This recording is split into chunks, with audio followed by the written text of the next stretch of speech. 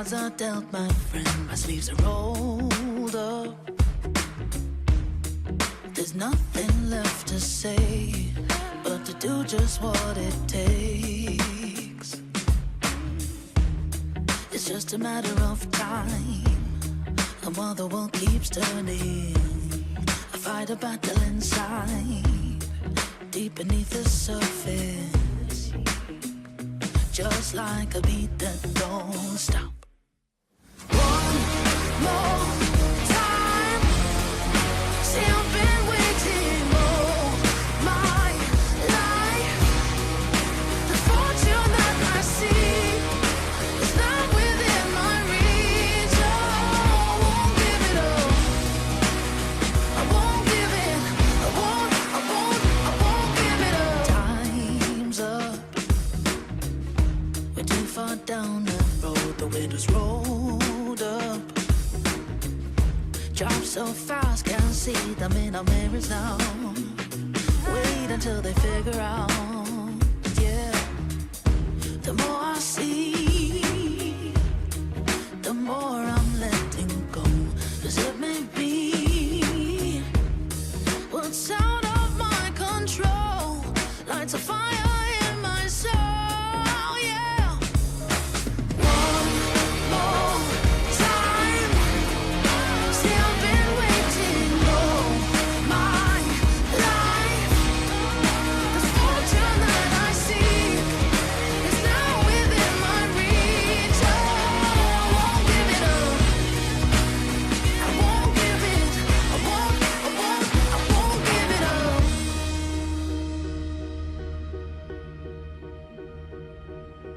One more time. See, I've been waiting all my life. Oh, one more time. See, I've been waiting all my life. The fortune that I seek is now within my reach. Oh, I won't give it up. I won't give it up. I won't, yeah.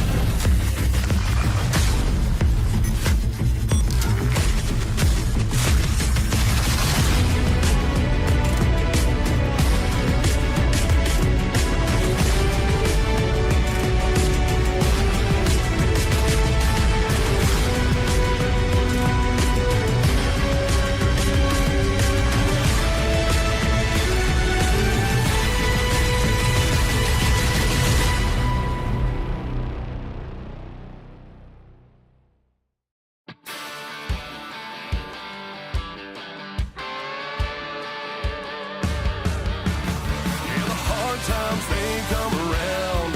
Can't let them bring you down. 'Cause you're either living life or letting it pass by. Na, na, na, na, na, na, na, na.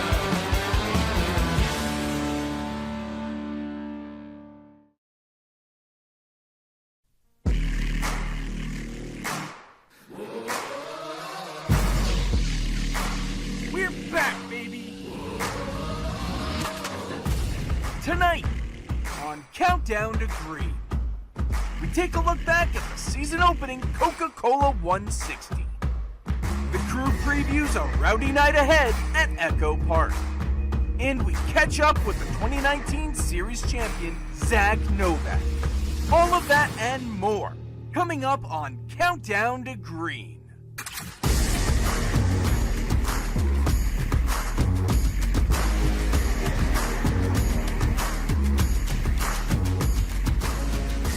Hello, everybody, and welcome to the virtual EchoPark Speedway right outside Atlanta, Georgia. This is the Countdown to Green presented by Logitech G. High speeds, a lot of fun tonight. Getting you set for round 2 of the Coca-Cola eNASCAR Coca-Cola iRacing Championship Series season. We started off with a great race in Charlotte. It's going to get even better tonight at EchoPark Speedway, joined by two of the best of the business. I'm Alan Cavana. Happy to be joined by the man on the microphone, James Pike. And tonight, filling in for our friend Ryan Vargas, it's Taylor Burris. Taylor, Atlanta, a great track. What do you make of it, the high speeds and everything that comes along with it? I mean, you're talking about an exciting track. We've seen some of the closest finishes throughout the many years of racing here at Atlanta, especially with the repave. I mean, you couldn't ask for a better race to put on here for the eNASCAR Coca-Cola iRacing Series. And we saw how it's been these past couple of seasons racing here. The excitement, the momentum, the tempers even flaring. It's going to be a good one tonight. James, there are times coming off turn 4 we don't know who the winner will be. What's that like from the driver's perspective? I think from the driver's perspective, this is a drafting track that is easy to learn but difficult to master. You're going to have to lift on corner entry, especially going into turn 3 as we progress through green flag runs. If you don't, you are going to have a plow box and no right front tire to deal with, and that can make it really difficult to be part of those 3 wide finishes when we get to the end. Looking forward to it tonight.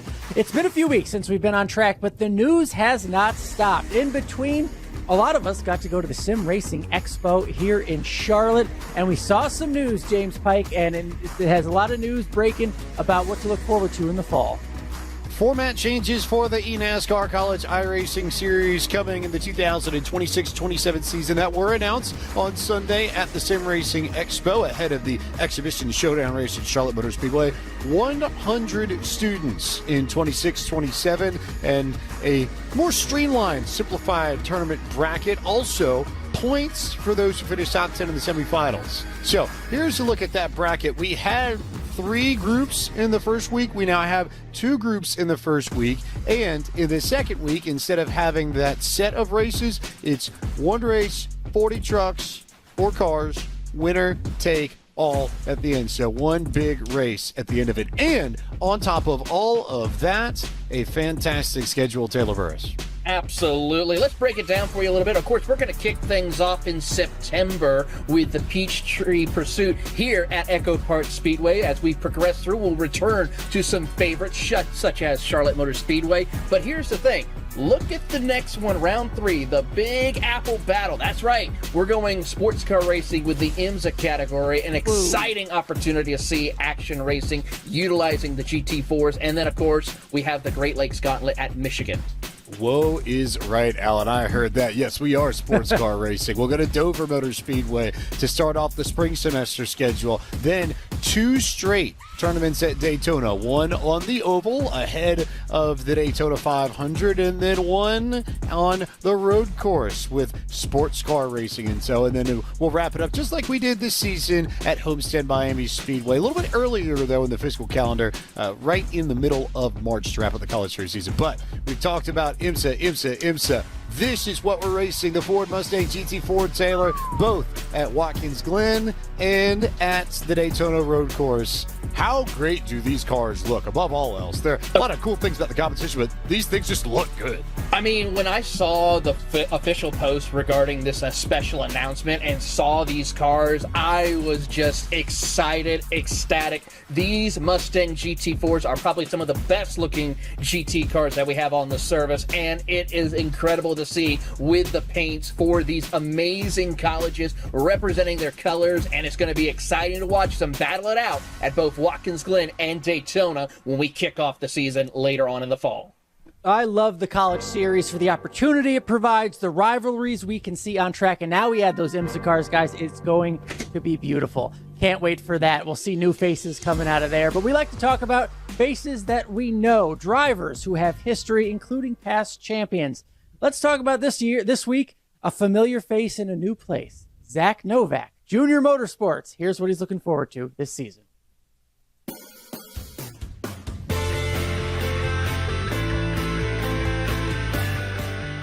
I think I have another championship in me. I learned a lot last year going to the Hall of Fame for my first experience with that.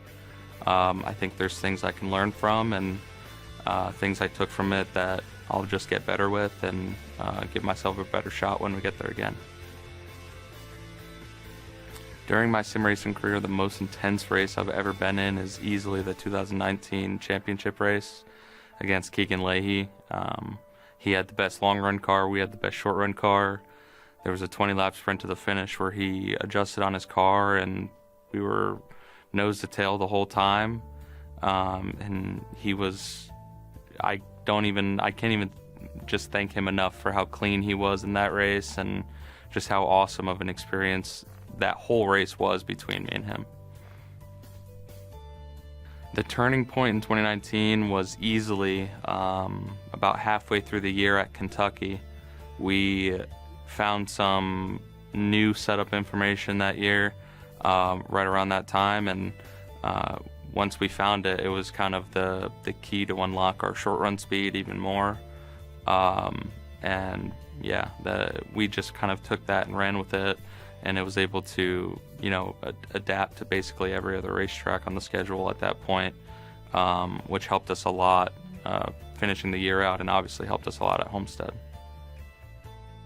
So my favorite activity is to watch the Chicago Bulls. I love watching basketball in general. Obviously right now is Final Four time with UConn, so pretty pumped about that as well. But I just love watching basketball and really sports in general, but I've really grown a love with the Chicago Bulls and following that team for the last 5 years or so, and even past that. But the last 5 years I've really started watching a lot, and I basically watch every game. I would consider myself a student of the game of basketball and racing. I played rec league basketball. I was the three-point shooter of the team, and it was some of the most fun years of my life. I do spend a lot of time studying my competitors, especially if I think I struggled a lot.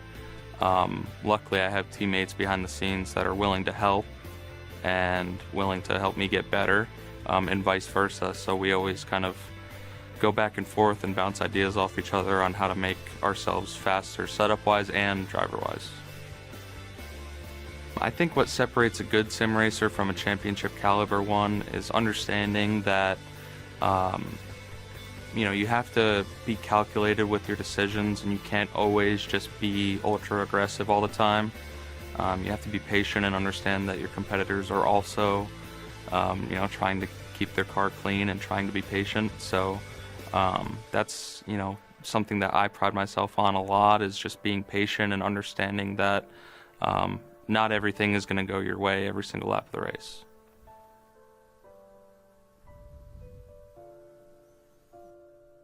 And again, if Zach's going to get another championship, he's doing it with another team in Junior Motorsports and a new teammate, Malik Ray, so we'll see what he can do. And of course, to get there, he's got to make it through the playoffs. That's why, guys, it's never too early to look at the standings, because that's what ultimately get you to the championship. We've only had one race, and of course, at the top of those standings, guys, Bobby Zielinski on top already after his win in Charlotte. James, it goes down from there, but there's already some big names in the good position and some not so good already.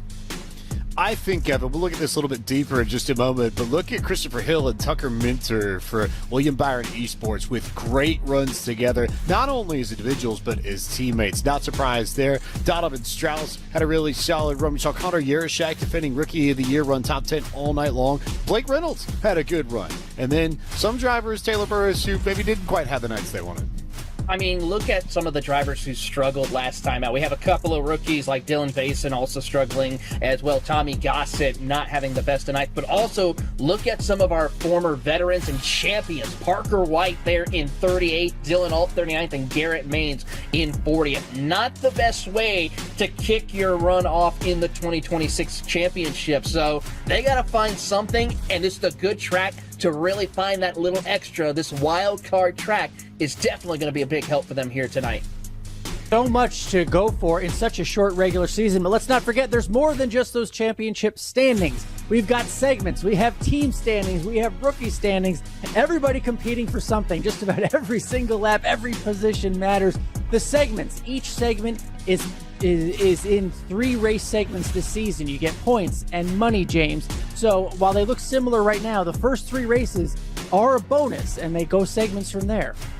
So we are going to award some money at the end of segment 1 in our 3rd race. So you're not going to see any difference in the first maybe month or so. But when we get to segment 2, segment 3, that'll effectively be a great marker of who's in form, who's hot, who's putting together momentum and running consistently up front within the last few races. So we'll sort of put a pin in this for now, but we'll come back to it and see how it goes. But the team standings, I think, Taylor, are really what to look at. Bobby Zielinski heading the way for ERA Esports, and then William Byron Esports with Hill and with Tucker Minter, and Spire had a great run in Charlotte too. Absolutely. I mean, really great. This is where we see a lot of those teams from the past several seasons really showcasing their capabilities of what they need to do. But we got to give a little shout out to some of these other up-and-coming teams like we see right now with Rick Ware Racing, who's working TC Esports. They have some work to do, but give them some time, and they could work their way up into the top 10 and put a fight up for the team's championship later this year. And let's not forget about the rookies. We have 9 of them this year, James, and some really big, important names. It's no surprise to many of us to see Seb Marin up on top.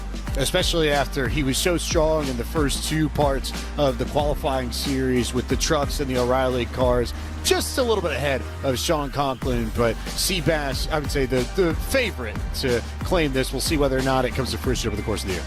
A lot to get to, Taylor, but there's some big news coming out about our schedule. The next place we're going is sort of a surprise. Tell us about it. Everyone's going to love this news. Absolutely. Well, as we saw here with announcements, the Naval Base at Coronado is going to be coming to iRacing, and we're going to go ahead and just do a little bit of switch out. We're going to go to this circuit for our 3rd and final round of segment 1, move Iowa out to where it was supposed to go to Mexico City. But this track, the screenshots we're seeing for this amazing new street circuit that we will be seeing for the first time in a couple of weeks is going to be incredible. Great work from our amazing group at iRacing to showcase this. And I got to say, I look forward to racing on this circuit in a couple of weeks. Yes, Naval Base Coronado in June. That means Iowa gets moved to July, but that track will still be there. So looking forward to all those changes. Let's look at tonight, though, because we're going to EchoPark Speedway and the track analysis. James, I'll throw it to you for this because we have high speeds, even some drafting. Yeah, big thanks to our friends at Logitech G for presenting the track analysis tonight. We're at EchoPark Speedway in Hampton, Georgia, about 30 minutes southeast of downtown Atlanta. It is a 1.5-mile racetrack, just under 2.5 kilometers, 28 degrees of banking in the corners, raised a little bit in the repave a few years ago from the 24 that we used to have. This place opened in 1960, and Malik Ray got his first win in the Coke Series. Last time we were here, put together one of the more memorable clips of an onboard coming to the line that I can recall. So we'll see whether or not we've got the same kind of fireworks coming our way tonight. Yeah, Taylor, not much time left. So you're our guest tonight. What are you most looking forward to at a track like this? We're going to see high speed, a lot of drafting, but also, unlike Daytona and Talladega, a little bit of taking care of that right front tire is going to be critical. So see who is able to take care of their equipment in the beginning and who is going to be able to make it through the big one in the end. It's round 2 of the eNASCAR Coca-Cola iRacing Championship Series. We're going green in the ATL right after this. Nothing given, everything earned. What does that even mean? Oh, we have trouble. Big accident. It means fighting for space while fighting for your place in the moment and for history. That's how you freaking do it right there. You want pressure? Mere inches, seconds apart. That's pressure. Freaking forward. Defiantly unapologetic. Authentically NASCAR. Hell yeah, boys!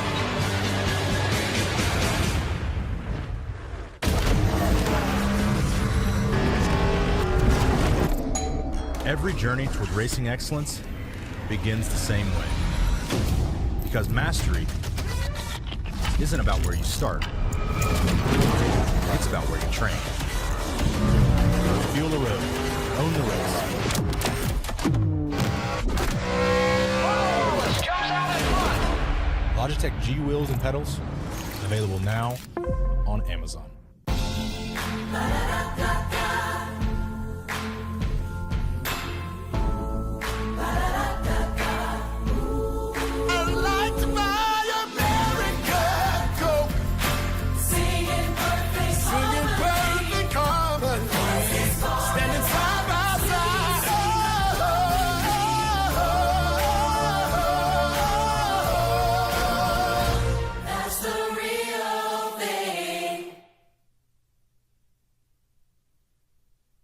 Is it enough for a crossover? It's not this time. Another championship series win for Bobby Zelensky. Every single moment, caught up in the motion. Got no use for caution. Hope you're ready for a fight. I believe it, I can see it. If it's in my sights, I achieve it. Ain't no leaving, no defeat it. Show up complete and repeat it. I believe it, I can see it. If it's in my sights, I achieve it. Ain't no leaving, no defeat it. Show up complete and repeat it. Every day, prove that game. I always go 100%. Start to end. Every day, prove that game. I always go 100%. Start to end.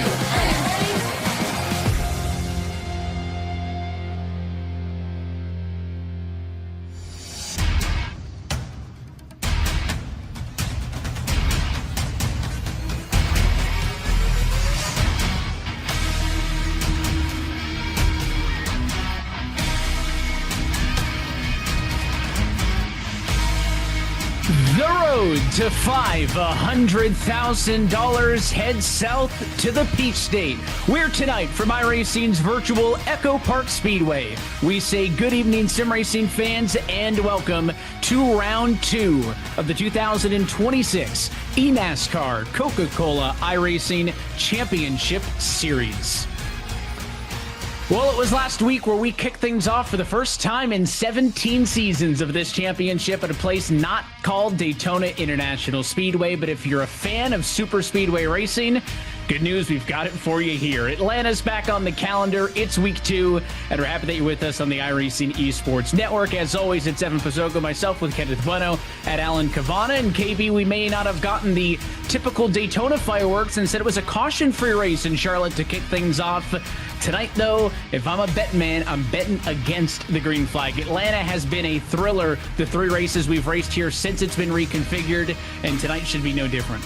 You know, we had a whole conversation about how starting the season at Charlotte was very different compared to the ideas and the expectations of super speedway racing. Well, now you've got it here in the second race. Atlanta is probably, Alan, the best hybrid track of them all. Revamped to a super speedway, but all about multi-lanes and tire saving. So you got kind of get the best of both worlds in this race that the drivers will have to face.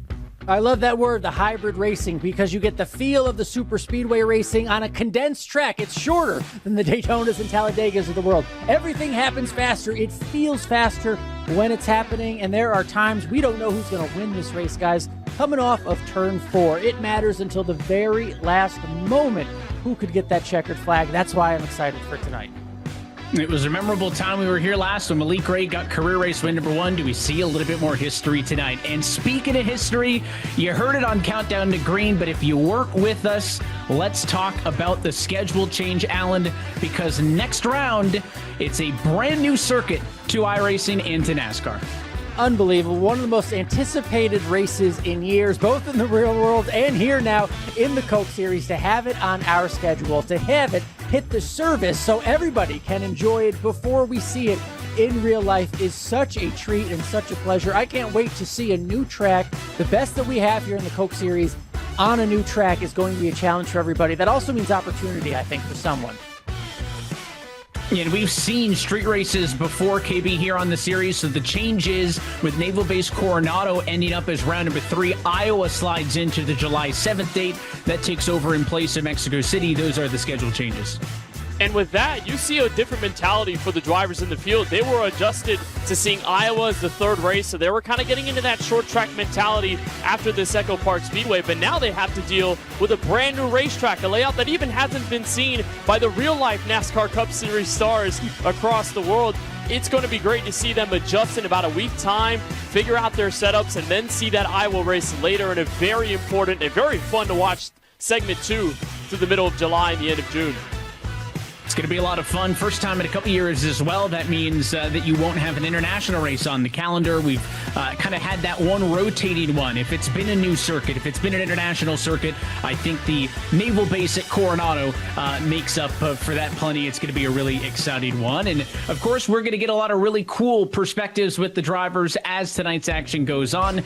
We've got cameras with a whole host of your drivers that are competing in this one. So we'll be taking you on board as they are likely going to be 3 wide, maybe 4. Atlanta's a little bit tight for that, but don't dare them. They were doing some pit parties, they call it, getting everybody together, running in a pack in practice. I saw at least 2 wrecks in those pit parties with 30-plus cars. So we might get some interesting reactions. It is anybody's game. Qualifying to practice is all in the books. Let's go trackside and take a look at your Coca-Cola starting grid. And on pole is Vicente Salas. He'll bring us to the green flag for Kadani Esports. He's joined by the Channel 199 Sim Racing entry. That is Dylan Duval. Row number 2 is the Apex Racing 98 of Cody Bias and the Jim Beaver Esports number 5 of Nate Stewart. Row 3 will see the FGRXL E-Racing 12 of Ryan Luza. Next to the man you heard from in Countdown the Green, the Junior Motorsports 8 of Zach Novak. And on row 4, the Kansas City Pioneers roll out the 24 of Casey Kerwin. Next to Duval's teammate, it's 2 cars in the top 8 for 199. Blake Reynolds starts in P8. Row number 5 will feature the FGRXL E-Racing number 14 of Seth the Merchant, with Vegas Inferno's Michael Guest in a brand new paint scheme in his Toyota Camry. He was in contention for the win here in 2024. Donovan Strauss and Parker White, 2 of the Williams F1 Team Gaming Esports teammates. They'll be on the inside and outside of row number 6. Jordy Lopez for BS Plus Competition is inside of row 7 and 13. And Malik Ray for Junior Motorsports, the defending winner of this EchoPark Speedway race, is there on the outside. Bobby Zelensky won at Charlotte a few weeks ago, trying to go back-to-back for the ERA Esports team from 15th. And Jim Beaver Esports has Colin Keister, winner at Las Vegas last season, from 16th on the grid. A lot of experience in the top half of the field tonight. That continues with the Spire Motorsports 77 of Steven Wilson. He's a 2-time winner here in Atlanta in 22 and 23 on this layout. He's next to the William Byron Esports 25 of Christopher Hill. Then behind them, your highest qualifying rookie, Sean Conklin in the RFK Racing 17 is next to the ERA Esports 34 of Michael Cozy Jr. That's halfway home in P20. Row 11's going to see the William Byron 97 of Tucker Minter, not far off his teammate, and the Kansas City Pioneers number 20 machine of Wyatt Tinsley in 22nd. The RFK number 6 of Dylan Basin rolls from 23rd, and the BS Competition 99 of Garrett Lowe is P24.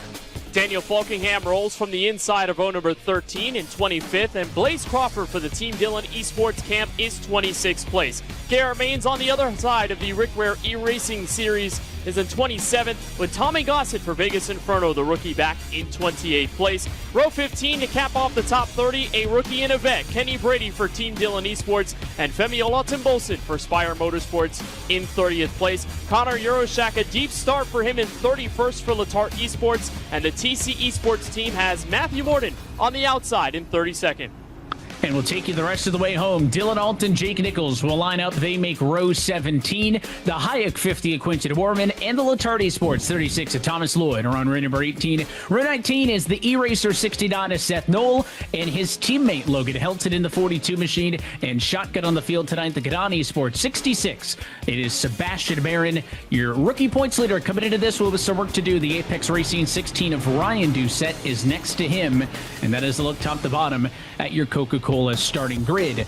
We mentioned some new paint schemes on these cars. We're going to see that as a common theme. We love looking at paint schemes on these broadcasts, and tonight there's going to be a common theme, and that is a lot of drivers running paint schemes that are honoring the late Kyle Busch. 5 drivers at least with Kyle Busch tribute paint schemes. A lot of drivers going to be running Kyle Busch 8 decals. This is Tommy Gossett throwing it back to a 2009 O'Reilly paint scheme, and then Logan Helton 2005 Cup Series Atlanta, or Auto Club win, I should say. Throwback for KB. A lot of really good looking paint schemes, Alan, in the field here tonight, and paying tribute to Kyle Busch. Yeah, absolutely. That old Snickers paint scheme that Kyle Busch ran, the Candyman. Just you love to see it. Certainly, the racing world is hurting, and for the eNASCAR series and these drivers to pay tribute to someone who certainly had influence across multiple platforms of racing. It's just beautiful to see that Seb Marin there in his 66. Dylan Alt looks beautiful. The Nas scheme that Kyle Busch ran, Ricky Stenhouse Jr. runs it now. Just beautiful to see the 47 for Hayek Motorsports. A proper way to honor Rowdy right there. Is that an old KBM scheme? Way back. The old JGR scheme nationwide. If you're thinking way back, Seth Knoll looking, giving us good memories of what was a lot of wins and what was the Nationwide Series, the O'Reilly Series now. Looking forward to seeing these paint schemes do well tonight. Yeah, a lot of those were from, a lot of the paint schemes from like 05 to 09. I mean, that's a lot of deep cuts and a lot of really good memories from the start of what would go on to be an incredibly successful career for Kyle, winning more races in NASCAR's Top 3 Series than any other drivers. So fun to see those paint schemes on those cars specifically. And again, you'll see a number 8 decal riding on board with a lot of other drivers over the course of the night. We'll keep an eye on those as we continue on. But we are about set to get underway for this one. The field is doubled up and getting set to have the lights go out this time by to get things underway. So before we let them loose, let's take a look at tonight's race analysis. Kenneth? So we have 100 laps on the board tonight from this virtual EchoPark Speedway. 150 miles, so about the same distance as we usually have our intermediate mile-and-a-half tracks on the schedule, but this time it's a super speedway. Pit road speed limit is at 45 miles an hour, but remember, guys, pit road entry is on the entry of turn 3, not at the exit of turn 4, so if we've got green flag pit stops, that will matter a ton. Tire sets, we don't usually talk about them on super speedways, but here we have to, given the radius and the tightness of these corners, so we have 3 sets available, and look for a little past halfway for the fuel window for the drivers to get home. All right, let's check in with our pole setter, Vicente Salas, who's leading the field to green here. Vicente, our first race of the year, one of the longest on the schedule, went caution-free. Tonight's a different animal. What are you mentally prepared for? Yeah, just prepared for a pretty crazy race here, guys. I mean, haven't been here in a couple years. Package has changed a little bit. Everybody's dialed in their setups, so should be a really, really fun race here through and through throughout the field. Just got to thank everybody at Kanani Sports, Tony Kanan, Miramar Financial, CFM Performance, just everybody that has laid a hand on this program. So I'm excited to get after it and grateful to all my Dead Zone guys for the great car. You are on the front row. Your teammate is on the last row to start this race. How do you get help on what can be a drafting track? Yeah, I mean, I think for the most part, it's going to be kind of every man for themselves here. I mean, there's going to be friends that work with each other and know what each other are doing. But for the most part, I think you're just going to have to make the moves that are most beneficial to yourself.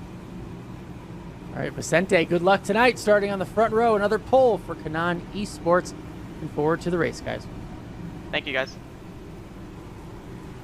So lights out on the pace car this time by for pole position number 1 of the year for Vicente Salas. Last year, last week, that was a good trend for Bobby Zalenski. He started on a pole, led the most laps, and would go on to victory lane. But again, a race like this, just so very different. But it's not to say that some drivers, KB, aren't better at this kind of racing than others. I expected, looking back at the history of this reconfig, 3 races, 3 different winners, but Stephen Wilson won it back-to-back in 22 and 23. I mean, there are still trends and there are still things that the series veterans could find and use to their advantage to put themselves in a good position at this racetrack just like they would anywhere else. It's different in this racetrack as well, Evan, versus a Daytona and Talladega, because a lot of that tire saving and setup is much more involved. Obviously, at those bigger tracks, it does matter aerodynamically, but because you're going so fast around a very tight circuit here at EchoPark Speedway, you have to have a well-handling race car. So this may be a super speedway that drivers really like to see just because it's so unique, gives you that proper challenge. It's going to be exciting to see them take it on. They didn't see it last season back here in 2026. I'm sure the anticipation very high for those returning and those new to the racetrack this season. 100 laps, 150 miles on the docket. Second race of the season, race number 2 of 3 in segment number 1. A pace car out of the way. The field is in the hands of the number 11 Toyota of Vicente Salas. Let's go racing in Atlanta.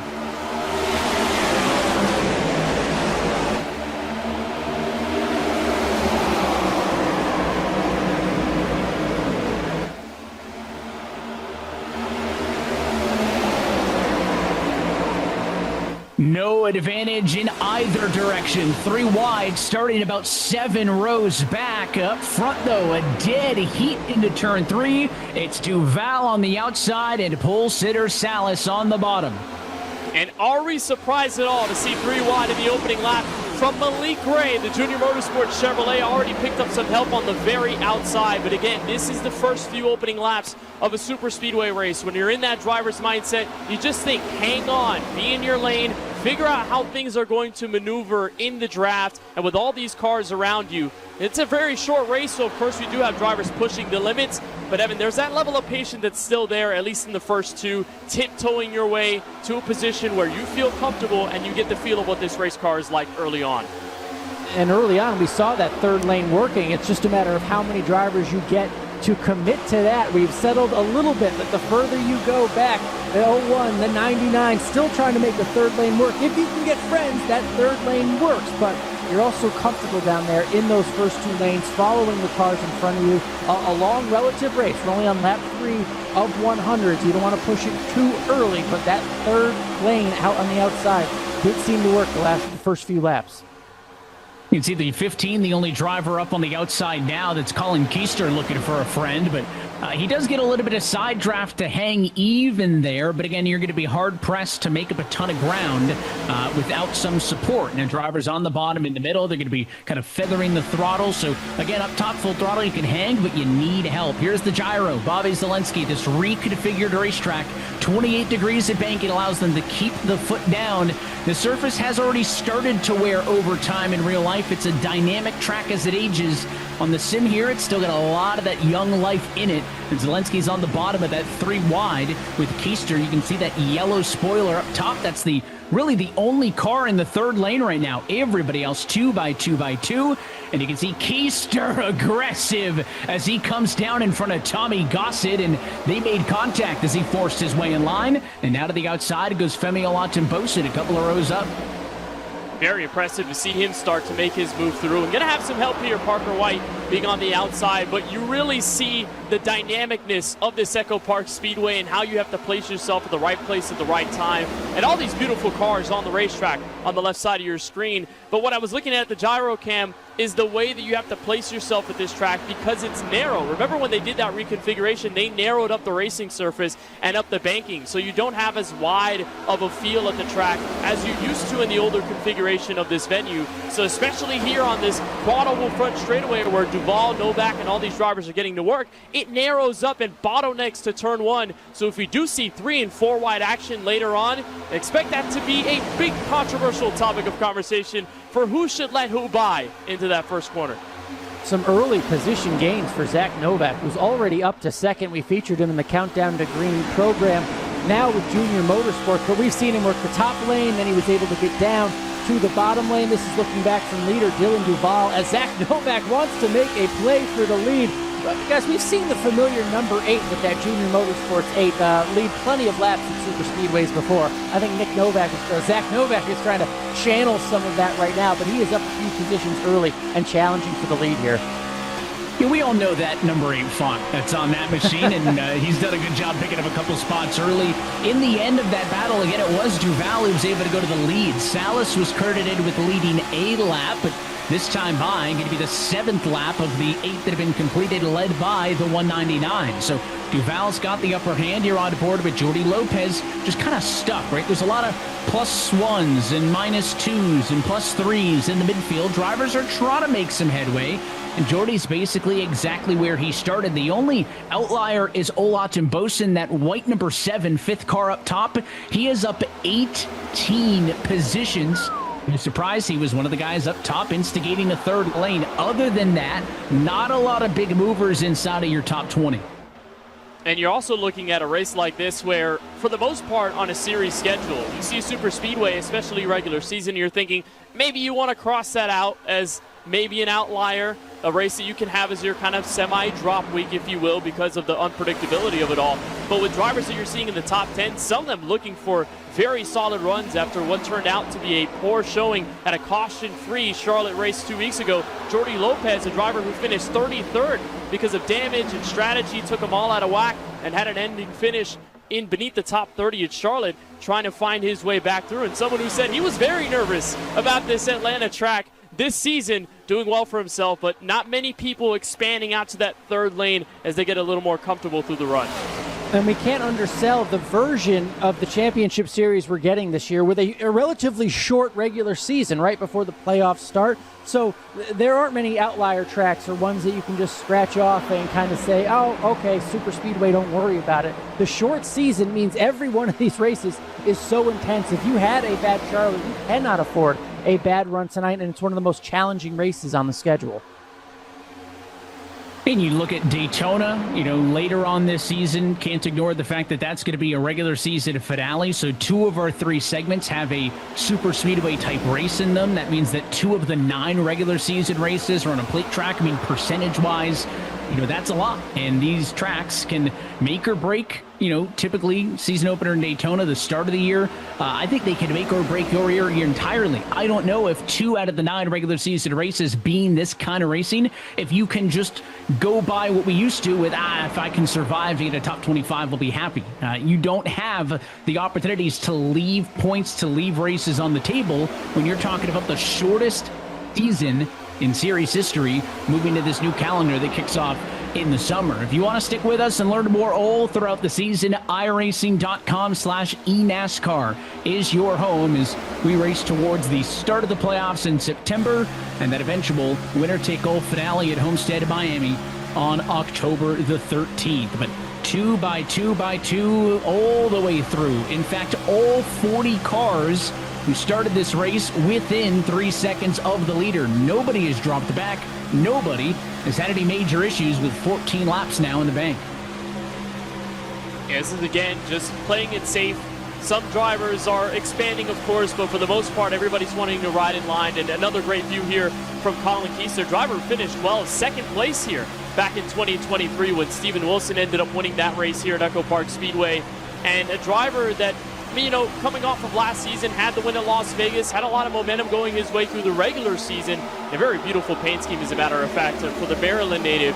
But when you're on the bottom, you're kind of trapped. All that side draft is getting you all around, and with the aero updates to this next-gen car on the super speedways, the side draft has actually strengthened over time. So you could drag the other lines back, and that's why we're not really seeing an ample line pull out by 3 to 4 car lengths and have an ultra advantage. It's because that side draft here at a very narrow surface brings everyone in compact together. It's like a food container that I take to lunch the next day. You just don't have a way to get out of it, at least for right now.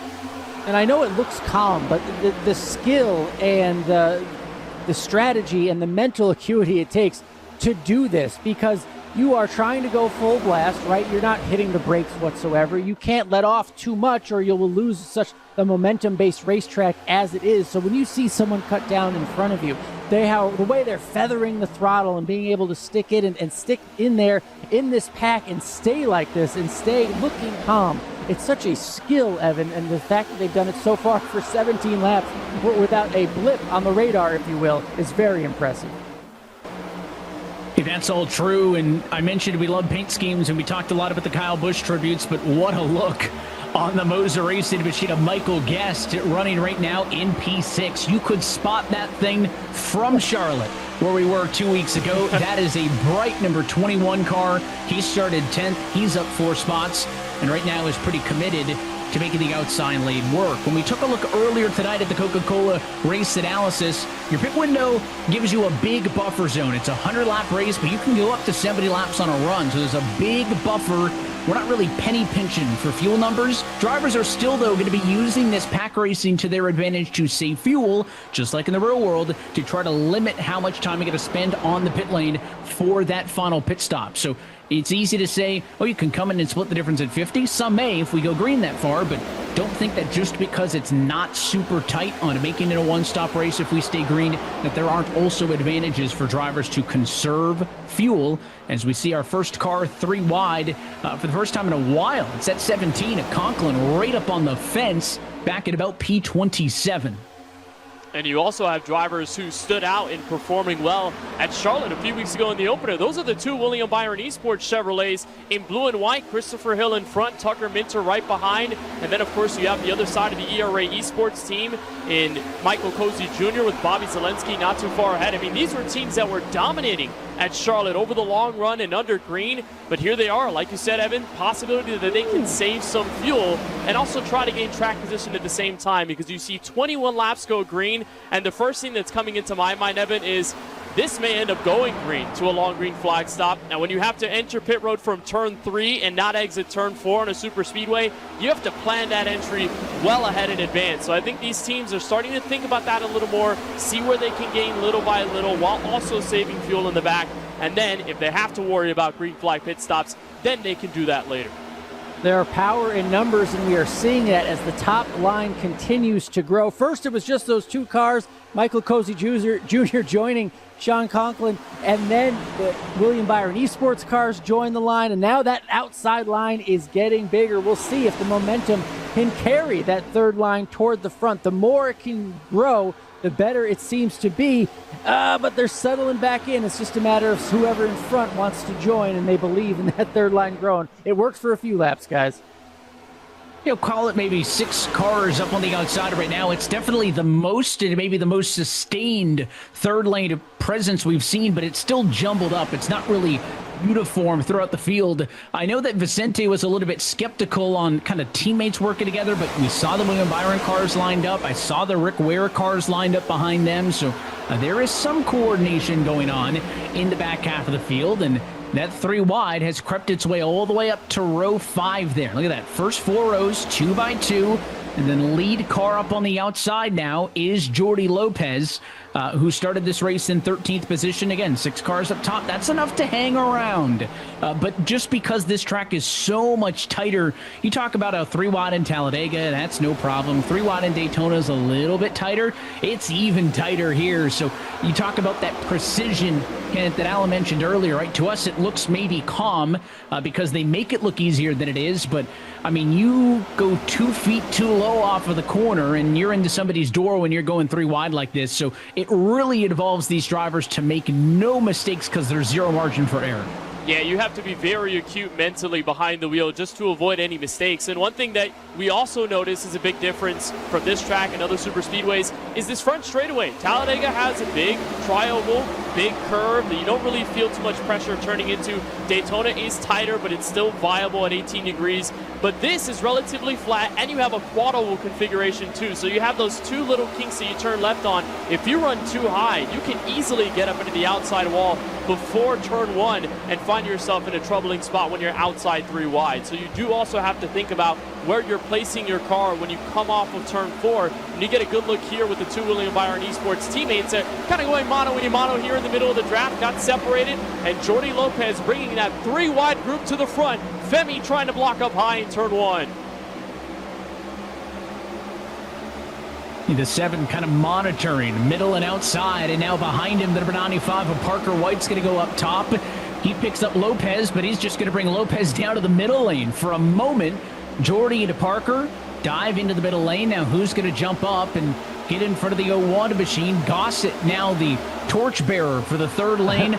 On the outermost lane, 2 wide up front. Nate Stewart that time led the lap. He's led 4 in the last couple of times around because he's been nose-to-nose with Duval, bringing the challenge to the leader. The 199 machine comfortable. He's basically been in that lead car bottom lane position for the last 26 laps of this 28s that we've been completed thus far. But Nate Stewart trying to force the issue. Malik Gray to the outside.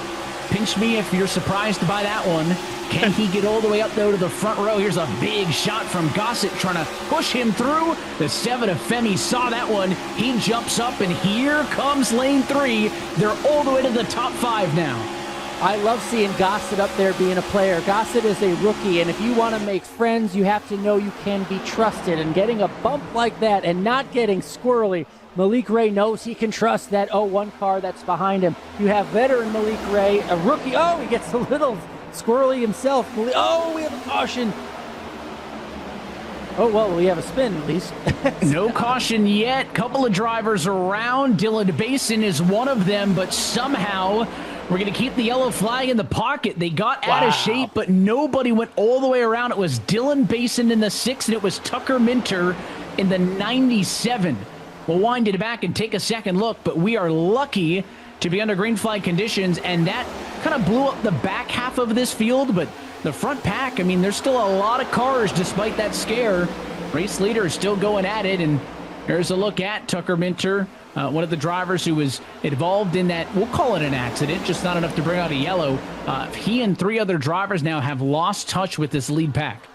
Yeah, he said over the radio 3 words, just thank you, Tommy, in a very sarcastic tone, a bit frustrated by that. But again, goes back to the narrowness of this EchoPark Speedway. It was easy for Gossett to just flirt up right into the outside wall, right front tires going away now that you're 31 laps into a stint, and it just stacks everybody up when there's no space around you. So all those drivers now have to play a bit from the back foot behind the 8 ball, especially understanding no yellow.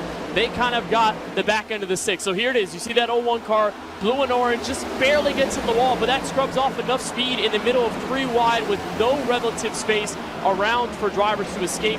Minter has nowhere to go. Basin ends up kind of getting the regurgitated part of it at the back end of the pack, and that just created some more drama from there. But talk about drama for the lead. Zach Novak pushing himself from the high shelf. 3 wide, and turned around nearly is Michael Guest into the outside wall. Parker White is in it. Jordi Lopez got a tap. Around goes Guest, and the first caution waves. The blessing in disguise, Evan, for all the drivers that picked up damage or were involved in that first hiccup off turn 4. In a huge late hit for your race winner from last week, Bobby Zelensky, is completely destroyed in this one. Caution flag number 1 on the afternoon comes out, and for a wreck that starts that close to the front of the field, I think we're relatively fortunate that we're only going to be talking about 3 or 4 drivers that get significant damage in this one. It could have been a lot worse, and I know he couldn't get it in the end, but man, did Michael Guest hang on to that thing for about an extra 600 feet than what I thought he was going to be able to off the bat. Unbelievably skilled, and we are fortunate, Evan, to not have more damage than what we saw, considering that was at the front of the field. We're going to see pit stops now. We have to point out, we showed you the fuel window in the race analysis.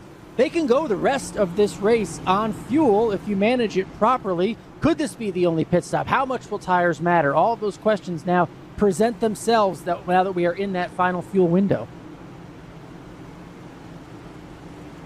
Yeah, anything extra? You probably, with the caution as well, figure you've got a little bit beyond scheduled distance. Last time we were here, it took till double overtime until Malik Gray got that first career victory. Drivers keeping that in their minds, but I think you're right. I think if we see any subsequent pit stops from this point on, it's going to be a primarily tire-based decision because there is enough fuel from this point to get you to probably lap 105 and change.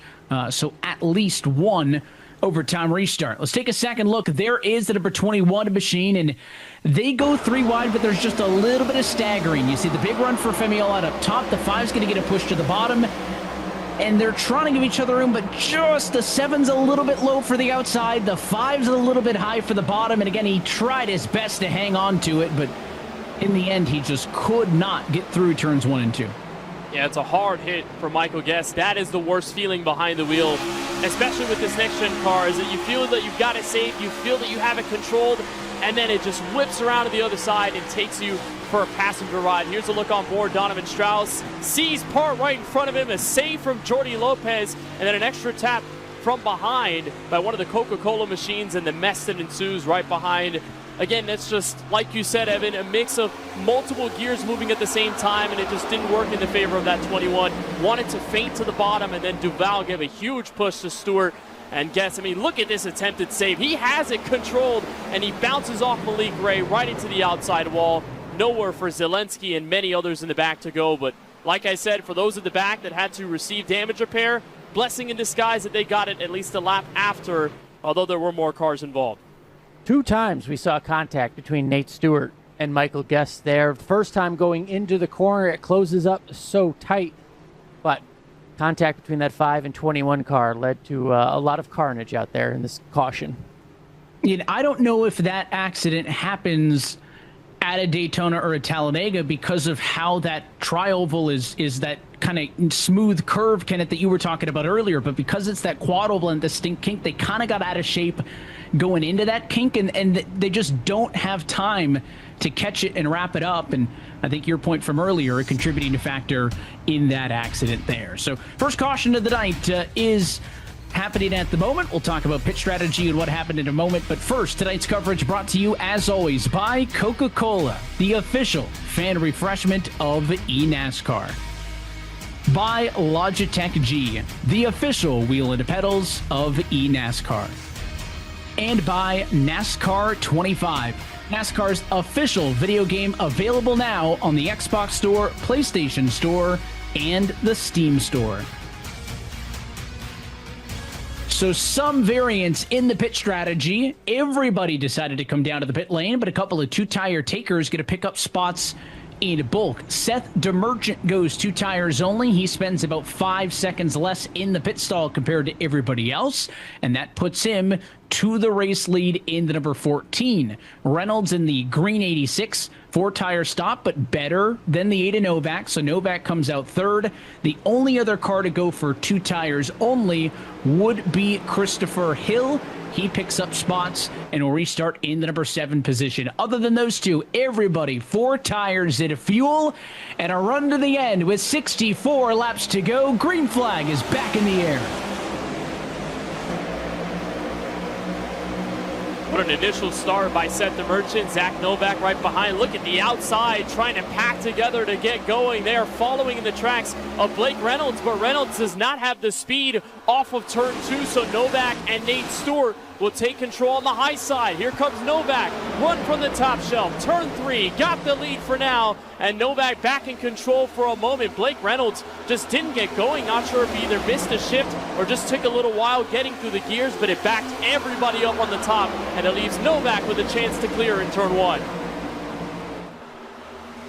Novak working it high and low. We saw him do this in the first stint. Now he's going for the lead once again. Back in the pack, as we generally see, 3 wide. Some of the toughest racing is back further on. And we see the middle lane kind of being stacked up there. Right in the middle of it, Steven Wilson trying to navigate his way through. We haven't heard much from him all night. He has been mired in the back of this pack throughout the night, but trying to make it through here as Zach Novak takes the lead and moves down to the bottom in front of Seth DeMerchant. You can see the third lane trying to get formed up. We saw this on the initial start. A lot of drivers aggressive in the opening 3 laps or so, and then it kind of fizzled out. So can the momentum remain for the 3 drivers up top? You've got Parker White in the 95, the 17 to Sean Conklin, and the 0 to Tommy Gossett. 3 cars up top trying to make it happen. With the car in the middle of it all in Conklin, and they're going to go 4 wide. A couple of cars dive below them. That was almost a scary moment. They figure it out, though. It happens behind Conklin, so he and Parker White have got a big head of steam off of turn 2. You got to stop playing with me, Malik, making that move on the inside of the racetrack. And again, going back to the point I mentioned about how it narrows up there, they had to really get squared away before they got to turn 1, or that could have been massive between Malik Ray, Vicente Salas, and a few other cars that are right behind them. And look at this third lane. Now drivers getting a little more comfortable as we near halfway, and Parker White has been kind of one of those proponent drivers to be up there and play with the momentum on that outside a lot. He's moved his way to second on the outside lane. One of those few drivers, Evan, that has top 10s in back-to-back EchoPark Speedway races on this super speedway configuration. Not many drivers can say that, especially given its most recent history in this config. But Parker doing a great job moving to second, and Nate Stewart getting his first lap sled in his Coke Series career, now being able to command the field again. Great racing up front as we have a battle for the lead with Parker White now trying to get his turn just after Nate Stewart took the lead for a bit. That's 3 different leaders in just the last few laps. And again, we see that third lane and back trying to get the momentum, but the real racing, the fast racing is for the lead up front. Nate Stewart, Parker White dueling it out, the 5 and 95 cars, and Zach Novak still wants that piece. He has those 4 tires, remember, but that inside lane just not working as well as the outside at the moment. A lot of really aggressive bumps, and you always get nervous when a car kind of starts bouncing off between the car in front and behind them. Makes you nervous. That's how bumpers can get hooked and how this thing can get ugly really quickly. Lap traffic up the road, just going to put himself in the wall as we go 4 wide to squeeze by Michael Guest. He knew that that was a dangerous situation, and he basically just put that car in the wall to get out of the way. We, I think, dodge a bullet in that one there. So it is heating up for sure. 6 different drivers have led laps in this race as we close in on halfway home. In this second race of the season, your race leader, Nate Stewart, started inside of the top 5. Parker White, though, still looking for lap lead number 1. He's up 11 spots on the afternoon, and he's got a great chance here. He'll have the banking and the wind in his sails off of 4, and it's the first lap lead for the 95. And that's a driver, Evan, that's trying to piggyback off of what was a pretty tough ending to Charlotte early on. A lot of drivers picked up initial start damage on the front end nose, and it hurt their performance. Parker was one of those drivers alongside Blaze Crawford and many others who could have seen their potential go the other way had they not picked up the damage. Look at this though from Michael Guest. I mean, this is just awareness 101. He sees 3 wide behind him, and he's like, I'm going to put myself to the wall, and I'm just going to let y'all figure this out. But they do a great job of getting around. Although it's very tight 4 wide at EchoPark Speedway, they made it work to get around the 21. So that move from Guest for the lead now is appreciated. He's the only driver a lap down, Alan. I just want to mention that. 39 cars, they're all still in it. Dylan Bason's got some damage. He's out of this pack. But other than that, we're halfway through a super speedway race, and we've got a pack of 38 cars as the iRacing drone flies from overhead. Unbelievable. And now it's Femi Olad who's been able to race his way to the lead. That first stint, these restarts have been awesome for him, but also just racing and biding his time and picking the right lanes and making the moves that he needs to at the perfect time. He now finds himself in the lead. Meanwhile, his teammate, Steven Wilson, still mired back there in the pack. Femi Olad doing it on his own right now at the front of this field. First lap lead of the afternoon for Femi right there. 29 spots gained after he qualified back in the number 30 spot. We kind of called him out as the first big mover. There's some others, though. Gossett up 19. Garrett Maines up 17. Look at Conklin, top 4 car. He's up 15. So a handful of drivers have started to dig their way out of the midfield. But generally speaking, I'm impressed with how good the drivers who started up front have maintained those top running positions, right? You got Salas and Bias. They started 1st and 3rd. They're down in 14th and 15th. That's about as bad as it gets for some of the top runners if you exclude Michael Guest. A lot of drivers have done a pretty good job through all the chaos of defending the track position. Yeah, they've been very smart with putting their cars in the right place and just understanding where the runs go. And in races like these, especially when the high intensity is there and you've got much more pressure on where you got to put your car here at EchoPark Speedway versus Daytona and Talladega, it's all about who's the first driver to get comfortable. That who ends up getting the upper hand And Femi has been that driver. He got very comfortable moving different lanes, playing the side draft, not being afraid to be the only car up on the high side, because he knew eventually, in his belief, he was going to get drafted later and he was going to find a way to just slingshot to the front. So he was that first driver to get comfortable very early on, and it's paid off on his behalf so far. No surprise, Femi Alonso-Bosin doing good. His one and only career win in this eNASCAR Coca-Cola iRacing Championship Series, coming on a super speedway, February 15, 2022, and a season opener at Daytona. He is obviously strong at this kind of racing. I would love to get a victory for Spire here tonight, but 24 car, a Casey Kerwin. We're starting up front and haven't talked about him in a while. He makes a move towards the front of the field, and his view's a lot better than this. Donovan Strauss, center of 3 wide, and really, Alan, just in the middle of the muck right now. And these are veterans. These are eNASCAR winners who are back here.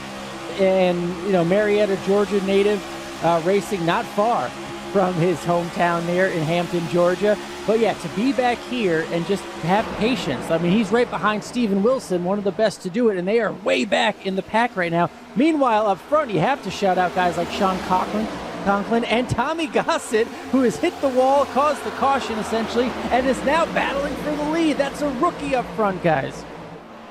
Obviously no damage from that ride with the wall, because he's your leader this time by. He's got a fellow rookie in Conklin leading the outside. You've got Gossett on the bottom.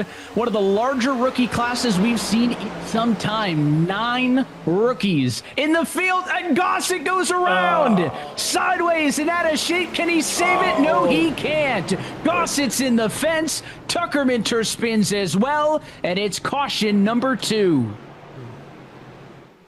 Guys, that's the announcer's jinx twice. I have mentioned Tommy Gossett, no. and within 15 seconds, he's caused a huge wreck. Sorry to everybody. Tommy, I'll never mention your game again. Send him to we're sending you to the hauler. I think that's got to be our version of timeout, because I don't know if that car got a flat tire or something, but it just out of nowhere just got crazy out of shape. Yeah, it was sideways from the get-go in turn 3.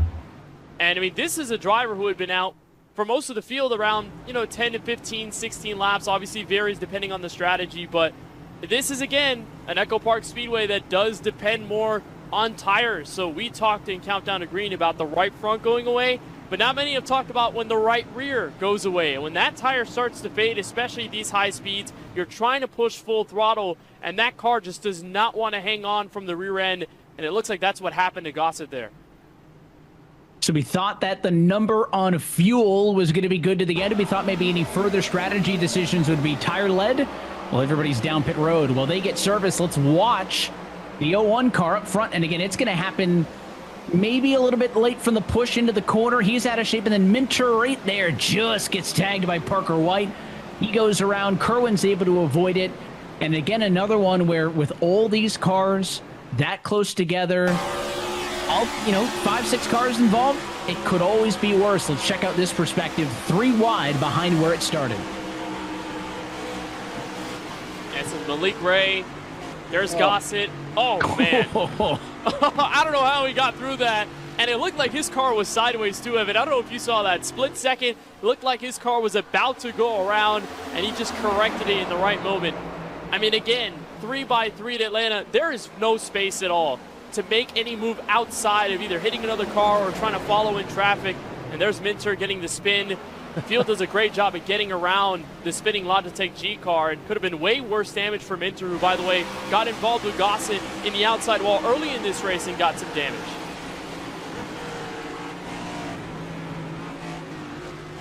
Set the merchant walking a tightrope there, getting low to avoid the wreck, but you can't go down pit road or you'd get a penalty. So they had to walk a fine line. I'm trying to think, end of the year, we do superlative awards, right? Is Save of the Year one of them? Because if it is, we got to bookmark that angle we saw just prior to that one. That is an early contender. So everybody down pit road again, but a lot more variance in what the actual decisions were. Femi Alonso-Bosin is not down pit road. He's the only person who stayed out. Everybody else, I'll call it a 50-50 split between 4 tires and 2. So half the field was on the box for 10 seconds or so, took 2 tires. That'll be the first cars off pit road. Maines, Duval, Cozy, White, DeMerchant. And then a couple of drivers, the other 50%, took 4 tires and were in the box for 15 seconds. That's Luza, Conklin, Stewart, and others. So it is a complete mixed bag. Take the midfield, put it in a blender, because everybody is all over the place. But if you're Femi Olatunbosun, Kenneth, and you're on an island, I would think, generally speaking, you put 39 brains together, plus their teams. If 39 people think pitting's the right call, is the 7 team worried if you're the only man who didn't? I wouldn't say I'm completely worried. I think for tires, there is a bit of a back of the mind concern that the tire wear would mean less gas in the corner. Of course, he would have to leave off more on the throttle in 1 and 3. But I don't know if that would be, the worst decision in the world for Phantom, because maybe his crew is telling him, maybe he's thinking, yeah, there's going to be at least one more caution before this race is over. So plenty of opportunity for him and the rest of the field to come in. We'll see how it plays out, though. So restart due up. 44 laps to go here in Atlanta. Femi Olatunbosun, first time as the control car, brings us back to it. Looks like a decently good start. Outside lane about 7 rows back, maybe a little bit split up as there was somebody with a brief connection issue, so the outside falls apart in the midfield. But up front, it's Garrett Maines in the Super Chevrolet trying to go for P1 off of turn 2. Driver who started a race from the top 20 and below that, Alan. Someone who's trying to get some desperate points after finishing last a few weeks ago. Yeah, he needs it. And this is the worry, though, if you are Femi, is that, look, we hear in the rear world all the time, track position, be out front, control the race. This has not been the type of race where one person has dominated or the leader has very controlled the race. So to be at somewhat of a disadvantage, like Femi, even though he's getting it back right here, going 3 wide, no one has controlled this race for very long. So ultimately, he will have a lot of challengers. That's my only worry about his pitting disadvantage right now. But he's doing all he can to maintain this lead down on the bottom with a lot of pursuers in back of him, 3 by 3, 2 rows back. Hold your breath at how tightly packed they are inside of the top 10. You'd think we're racing for the win. Still 42 laps to go in this race, but clearly more and more aggressive are those drivers who go to that third and outermost lane with each passing yellow and each passing restart. They know that track position is going to be harder and harder to make up in bulk the later we get into this thing. And you have to wonder, too, with this variance on 2 tires versus 4, will we start to see over this run any noticeable advantage to the drivers who took 4? Trouble! No. Donovan Strauss, Casey Kerwin, Zach Novak, among those involved. I saw those cars getting sideways in that panning shot before turn 1. And those cars were also 3 abreast before they entered the corner. Novak said, "You're not going anywhere," in case you didn't know. Not sure who that was directed to, but obviously frustrated at that. These are drivers who did come down pit road and lost a ton of track position, Evan. And again, like you said, in that urgency to get back to the front, there's going to be some conflicting lines. And conflicting lines here at Atlanta usually mean some contact. Yeah, I think the comment from Novak directed to Donovan Strauss. Casey Kerwin chimed in with his own thought as well. That's one of the benefits of being able to listen into the Old Driver radio channel is if a driver has an opinion, they have no problem sharing it with the class. And we'll take a second look at what happened. Again, it happens on one of those distinct hinks on the quad oval, which you just do not see at the other super speedways. You're looking for the 4. That's the car on the outside, white nose and blue towards the rear. There's a gap right there to the bottom. He tries to slice down, but Kerwin's nose is there. It doesn't happen in time. It takes out Novak. It takes out Kerwin. Those drivers frustrated with the 4 because that was a battle for about 23rd position when it happened. Let's check out this perspective.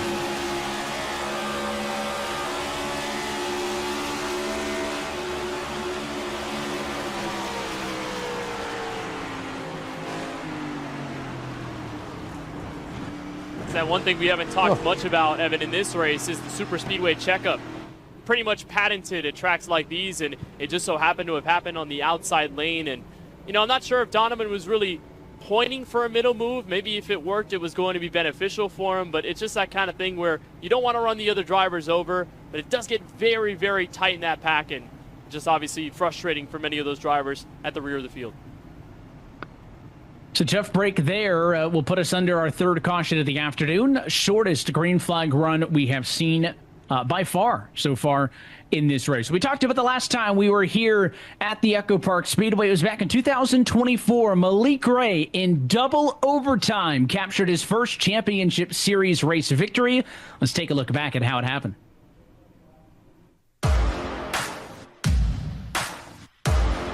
Attempt number 2 at eNASCAR overtime. Green flag in the air. Bowden topside, guessed inside, no help low as the 7 Malik Ray gonna push Colin Bowden into the lead. All right, here it comes. You know what to do. Bowden holds the inside, right to the outside, 3 wide to the stripe. Did I get it? Do it! Dude, don't tell me that's just And it is Malik Ray, topside, race winner at Atlanta. Yeah, nah, man. I've been trying to get one of these for like 6 years, bro. I just finally put it together, and like I just can't say thank you enough. So I appreciate it, guys.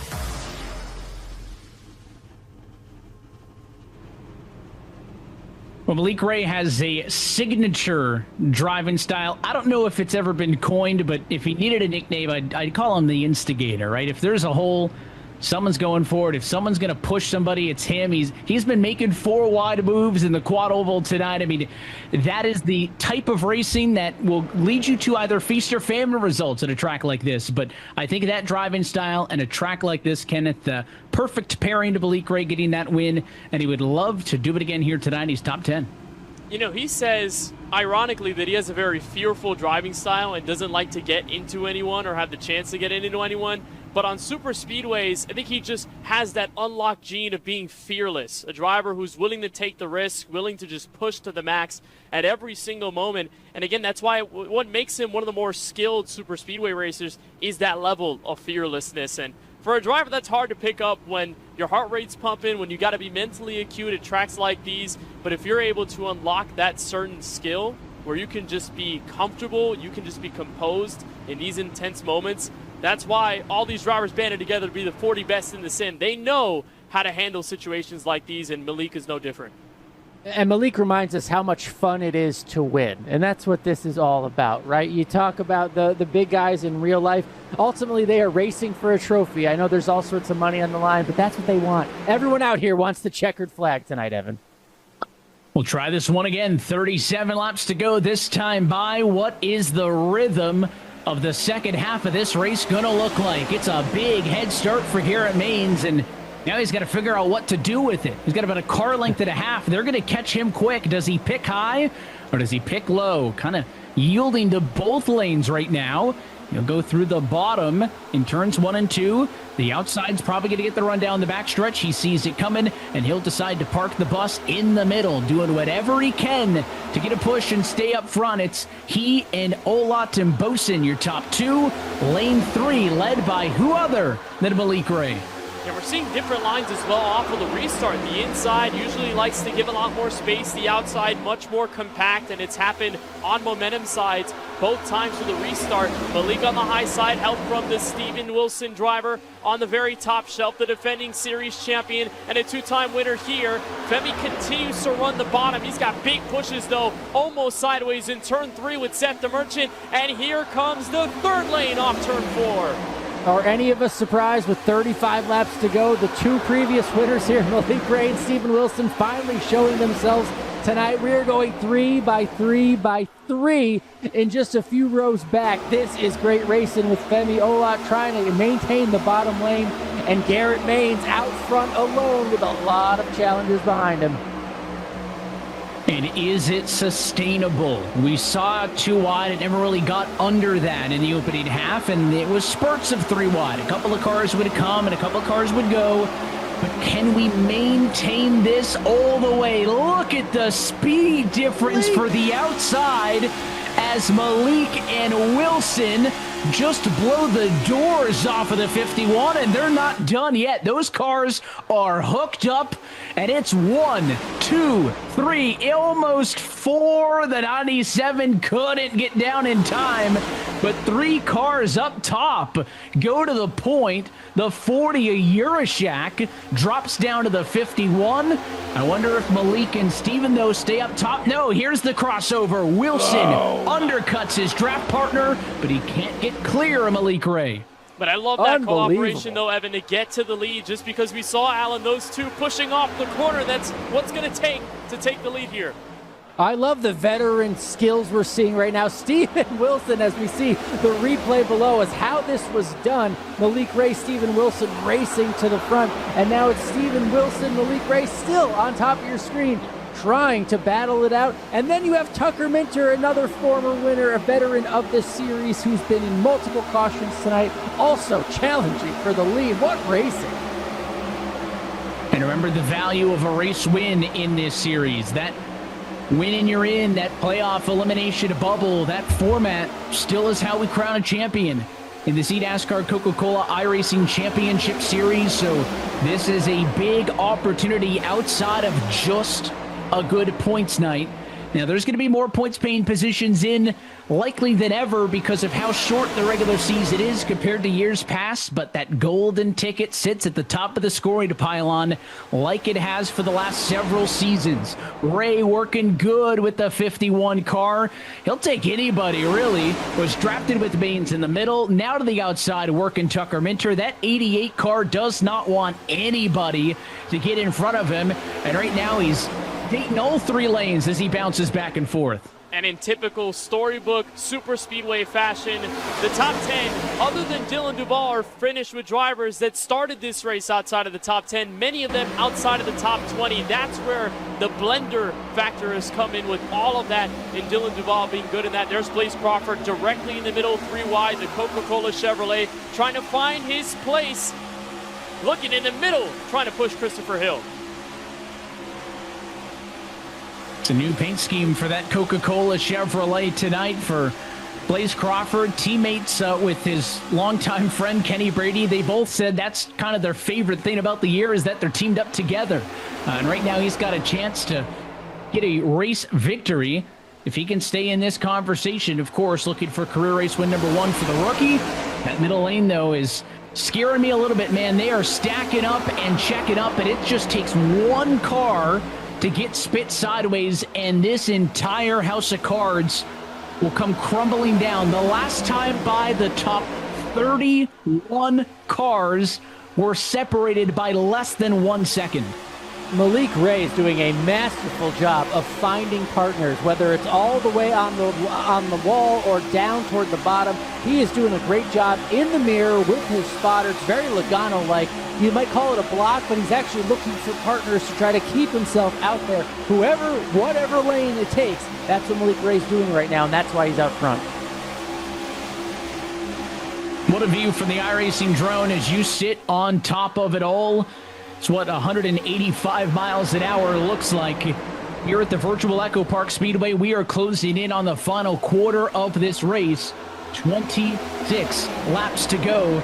This time by the lead on the bottom, Maeve slightly with the advantage. But look at that 3 wide. It's not uniform. They're a couple feet to the left, a couple feet to the right, and that staggering is always what makes me nervous. Again, can this be maintained all the way to the end of this race? I'm skeptical.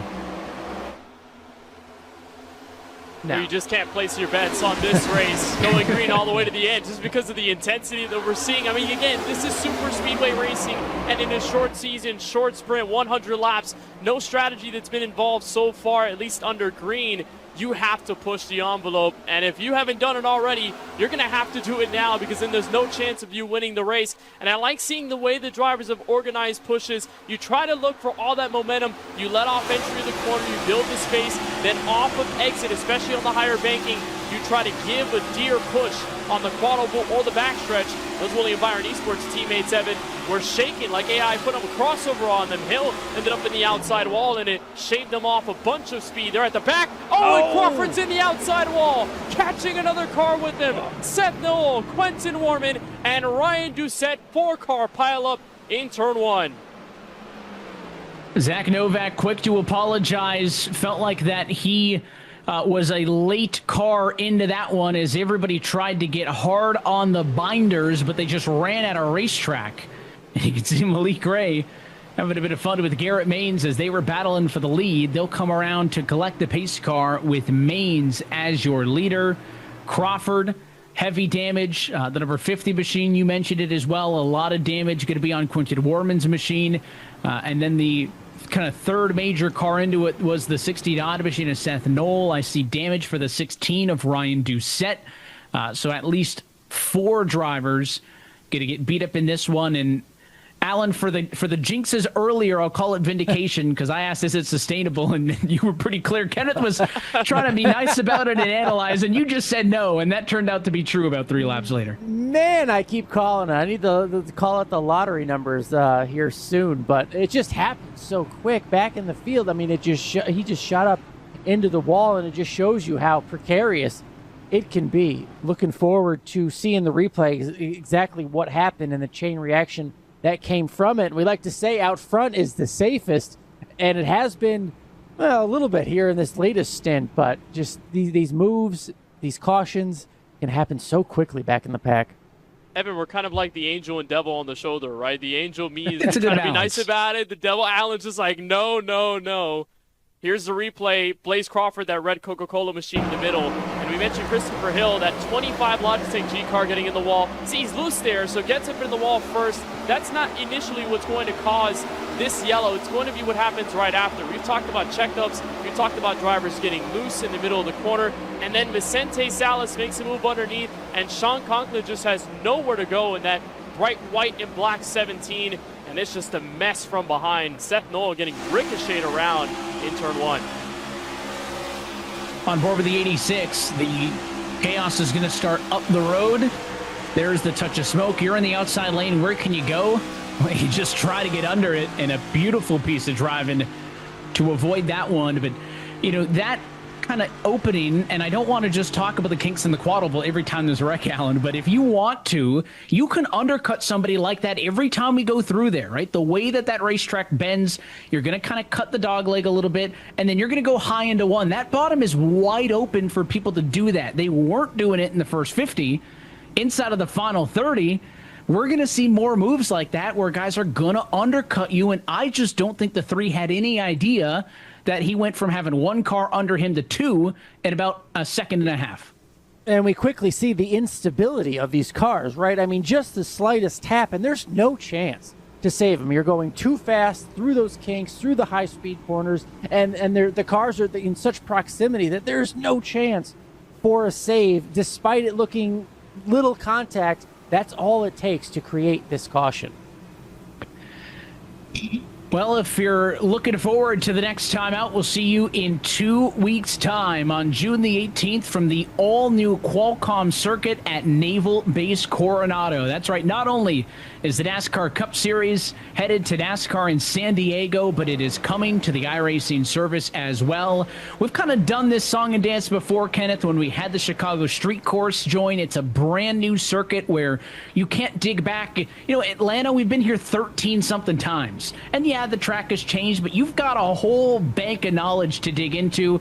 There'll be some comparisons to Chicago, but it is a brand new playing field, so much so we can't even show you video of the track. We are only authorized to show you 2 screenshots. That's how little there is of this track available yet, and we're going to be racing as part of a championship with the very best drivers in the world right there in 2 weeks. That track is changing by the day because of this real-world setup for the NASCAR weekend. It's going to be so cool. And what's even more impressive about it all is that we're going to have 1 week for these drivers to figure it all out and test it after the build next Tuesday. I've been to San Diego. I've seen Coronado from Point Loma, a very high spot, not too far away. You can get an overlooking shot of the naval base. It is beautiful. San Diego is a wonderful city. Can't wait for these iRacers to take it on in a couple of weeks' time. And we still got about 20 laps until we're done here before we can start thinking about headed to Southern California.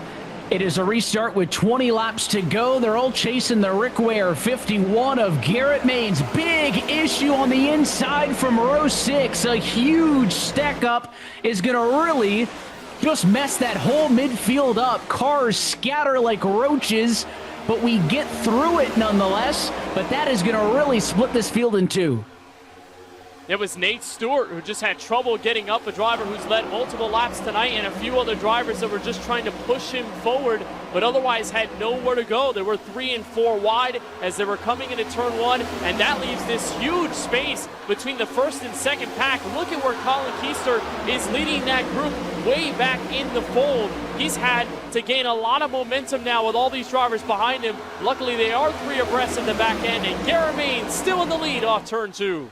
This is the smallest pack. I mean, it's coming together again, but lead pack that we've seen kind of all night. We'll see how that changes the racing. There's a replay on the bottom of the stack up that caused this this frantic restart, especially right as the green flag dropped. But out front, up top, you have Steven Wilson once again challenging as the pack comes together. Garrett Maines doing everything he can to maintain the lead, but when you have Malik Ray and Steven Wilson behind you, it's hard to pick which one to choose. Yeah, so that misshift for the 5. Nate Stewart just couldn't get it to shift up. And if you were enjoying the fact that it was a small lead pack, I hope you took advantage of the real estate in the elbow room. It's gone. That secondary pack is caught right up in the draft. And we are 3 wide at it once more. Your leader on the bottom, that's the 51 of Maines. The lead car, row number 2, that's the 8 of Malik Ray. And your third lane, that's the number 55 of Daniel Falkenham. So 3 wide, 17 laps to go. And call it 29, 30 cars, I think, that are still pretty much without damage and have a chance to win this second race of the 2026 eNASCAR Coca-Cola iRacing Championship Series. A rare breakout up at the front of the field. 3 cars clear the chaos behind. And a lot of that is coming from the push from Steven Wilson. He's found a way. He got Malik Ray to the front earlier on in the affair just by doing this, hanging back early in the corner and then unleashing all of that momentum once you get onto the straightaway. All of that organization helps a ton, but I think Garrett is going to see that pink blob in the rearview mirror and say, you know, there's my teammate. There's someone I can work with if he catches up in that third lane. Great shot here with Maines.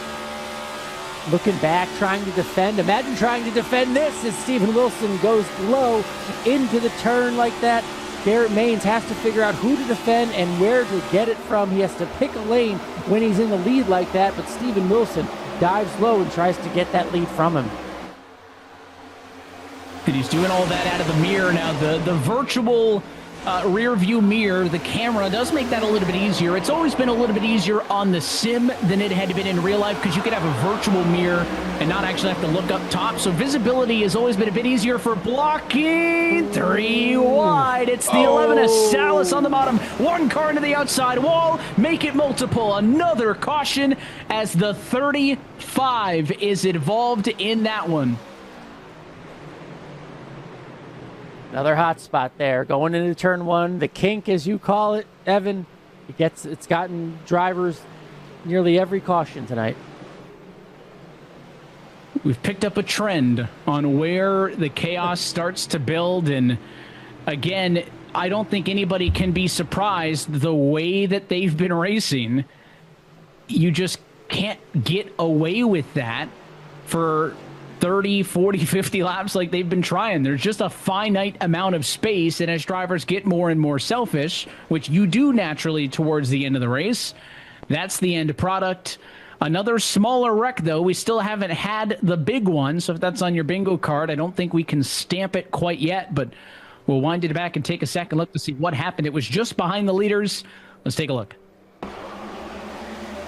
So functionally he starts. Look at that white and black number 7, Femiola Timbosi. He's going to make a daring dive. 4 wide underneath the apron. We talked about that. It's a possibility. It checks up everyone. It bottlenecks the group.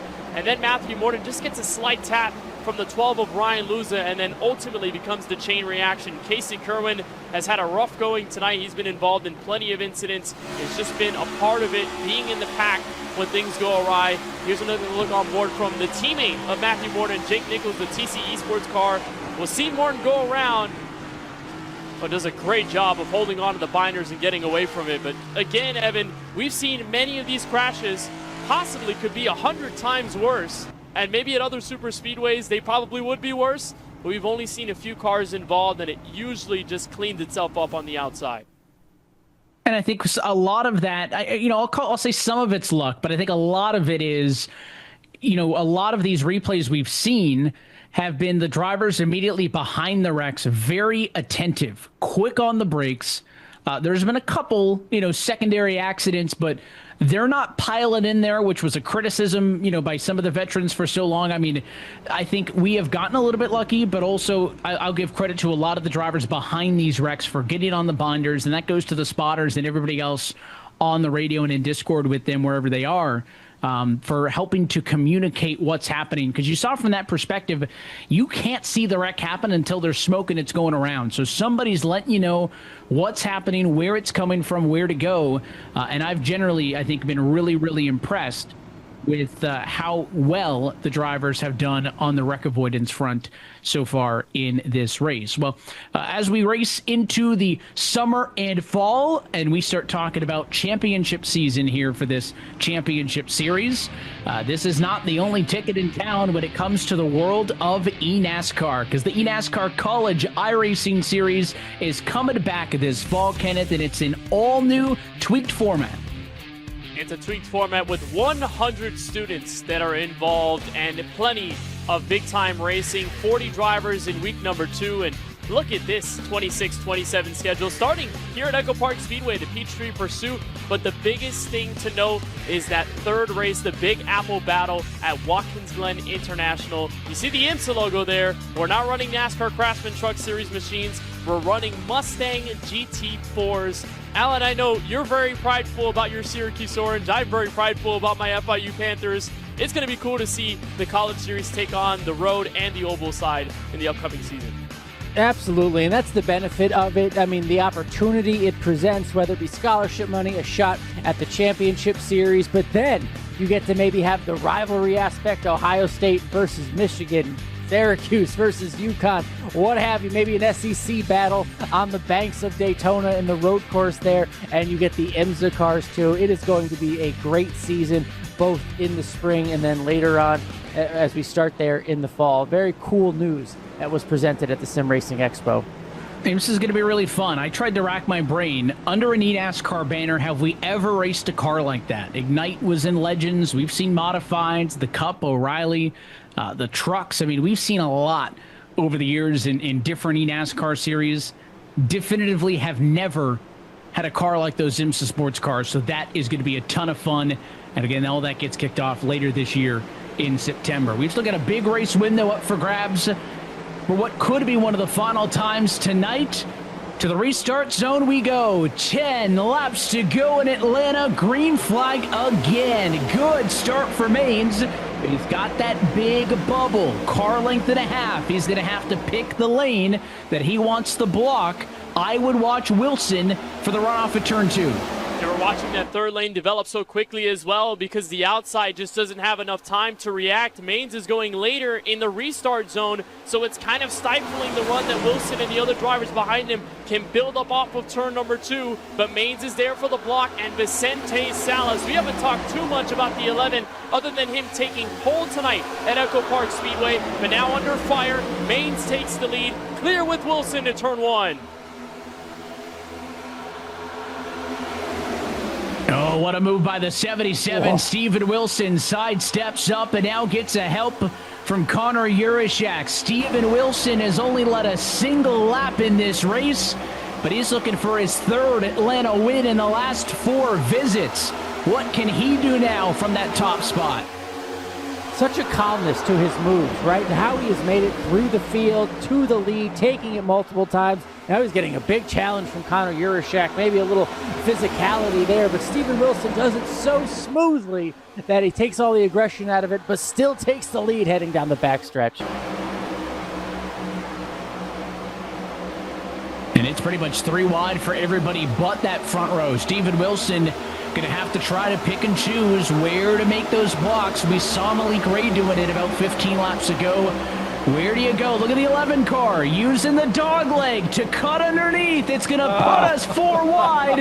And out of shape is Ola Tumbosin. And again, a car going 4 wide out of that kink in the quad oval is going to lead to an accident in 1 and 2.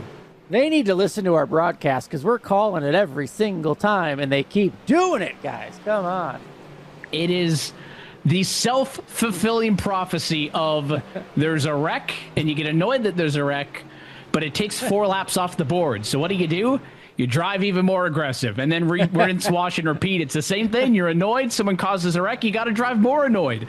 And again, 3rd time, a wreck basically identical to that. And unless you're throwing big blocks on the bottom, Kenneth, that bottom's gonna be there when you come out of the quad oval. If you hug the line, you're gonna have a terrible run into the corner, and the bottom's just gonna lose a whole ton of speed. And you're looking for the 11, 3rd car in line.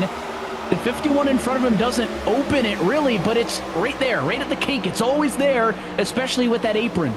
And there's also a checkup, too, around that second kink, so it does enable further incentive to go to the inside of the racetrack. And it's also that other side, too, of when you're already 3 wide, Duval in the middle maybe can see the attempted pass, but Femi cannot. He's probably getting called 4 wide, and then it's a split second for him to react while he's got drafting partners right behind him just trying to hound on his tail and push him to the front. Here's another look on board. Blake Reynolds. I mean, he's had some crazy setups to get around crashes tonight. I mean, he's literally kissing the inside wall to get away from that big crash. Watch Tucker Minter get through this again. He's been involved in nearly every caution tonight, and it happens right in front of him, yet he's still up here in the lead. That 97 on the outside. Checks up, a little damage there, and is able to get through. Just pure chaos, a little bit of luck for a lot of these drivers. I know they don't need him that often in Georgia, but he needs a snowplow for the front of that car for how much he's just stuck in the mess. There's not a lot he can do. And I feel like on that replay, looking at the number 51 machine, I feel like Garrett Maines thought about blocking it. I saw like a moment in time where that car twitched and he thought, do I go down the block or do I try to move up? And again, he knew what was happening, but that message just takes time to get relayed. So if you're the 3rd car on the outside, well, now you're, car number 4, but you don't know that you got to give room to 3 behind. And it just happens too fast. It condenses into a tight turn number 1, and it is just difficult really to do anything else unless you either can't go down to the apron in the quad oval there, or, again, you don't have that kink that leaves it open. We talked about this earlier, but NASCAR 25 is available now on PlayStation, Xbox, and PC.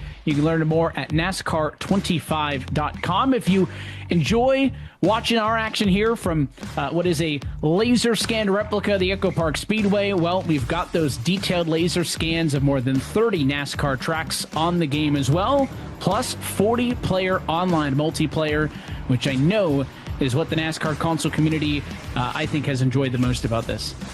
Yeah, they've been having a lot of fun with it, and as well, all of the series in the national sense, from the Cup Series, O'Reilly, Craftsman Trucks, you even have ARCA Menard Series racing, so you can really have that career mode, feeling like you're working your way to the top of sim racing, really working your way to the top of the NASCAR scene, and also Dirty Mo Media in that as well. Getting Dale Jr. involved and having it feel like a real-life story unfolding as a driver in a career. So really cool with NASCAR 25, and also encountered a price drop recently, so maybe even more incentive to go grab the game.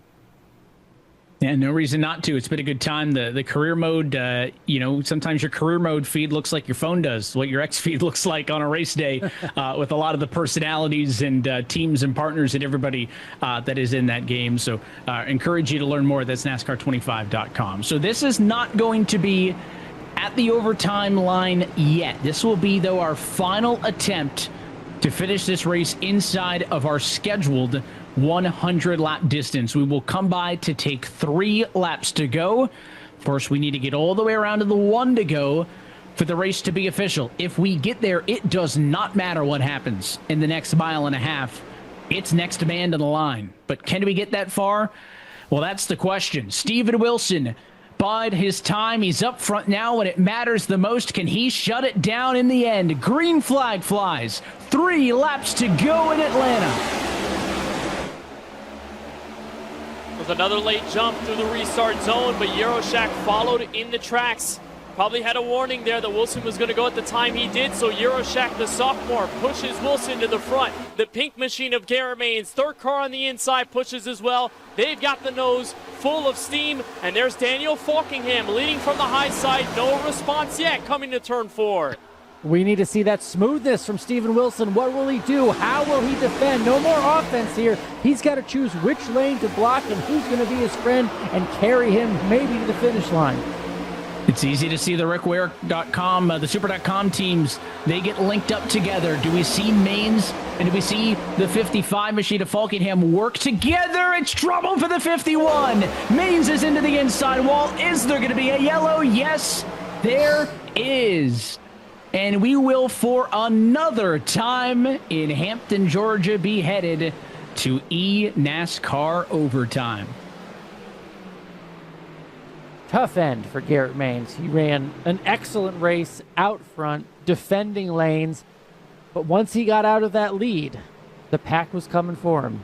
We'll see the replay, see exactly what happened. But there is safety to being out front, and Maines was out there for a long time tonight. So you're looking for the 51 machine, going to be on the outside, pushed by his teammate. The car below Sebastian Marin. At a first glance, I didn't see the 66 go up. Let's watch what happens with these two. The push from Falkingham, there it is. That second push is what gets Maines out of line, and it was from a push from Vicente Salas. These next-gen cars have curved rear bumpers, so you have to really be careful about where you place your car when you are dealing a push. You want to maintain around where that rear view camera is on the car, but sometimes you'll miss it. Sometimes you'll get pushed into that by somebody else behind you, and that's what happened there with Falkingham. Just got the wrong angle on Maines, brought him down maybe half a lane, less than that. And again, tightness of EchoPark Speedway, there's nowhere to go when you're that car on the bottom. Sebastian Marin also locked up and went sliding up the hill. Thought almost certainly he was going to get hit again. He did not. That car not as damaged as it could have been. Let's dial up, though, your race leader, Steven Wilson's in P1, and Alan's got him on the radio. Prepping for overtime, the champ is with us now. Steven Wilson, what is it like out there? I was calling it no more offense for you. It feels like you're playing defense. What is it like watching the rearview mirror? Yeah, I'll be honest. I'm looking up here at the top of my screen where I got my mirror at pretty much 99% of the lap right now. It's pretty good racing. Made a great move there a couple of restarts ago to go top 3 and worked with Malik to get to the front and got this track position and just never gave it up. So I'd like to thank everybody at Spire, TWG, all the people in the car, and hopefully in a couple laps here we'll be doing a bout for KB and Victory Lane. What's that calculation like? Maybe blocking or, trying to block a run, but also keeping the help behind you. How do you factor all that in as a driver? Yeah, it's a lot to think about. I have a great spotter in David Schildhouse helping me out right now, telling me where runs are coming, who's got help, who doesn't. That's really what it's all about. He's doing a lot of the work for me because I can really only see one car behind me in the mirror and maybe the other line if it's coming. So we'll see. I don't know who's going to work with me, who's not. Green, white, checker, we might see a lot of people going 3-4 wide here, going crazy, trying to get the wins. So since we all know what a win means going to the playoffs. So we'll see. Hopefully the 77 here, hopefully we can hold them off and not throw any terrible blocks and at least get ourselves a good finish. Well, I'd like to thank your boy Carson Hocevar is watching. He knows something about winning at drafting tracks. So, Steven, just do whatever Carson would do. Yeah, that's my dog. He'd take him 3 middle, but I'll block it this time. That's what I'll do. Steven Wilson, good luck. He's got 17 race wins already in his eNASCAR Coca-Cola iRacing Championship Series career. And again, post-reconfig of this EchoPark Speedway, a race winner in both 2022 and 2023 at this very racetrack. The other man who won it, we've talked a lot about him tonight as well, Malik Ray. It took till double overtime till he got his win in 2024. Do not count him out. He is outside of row number 3. And is going to restart in the number 6 position.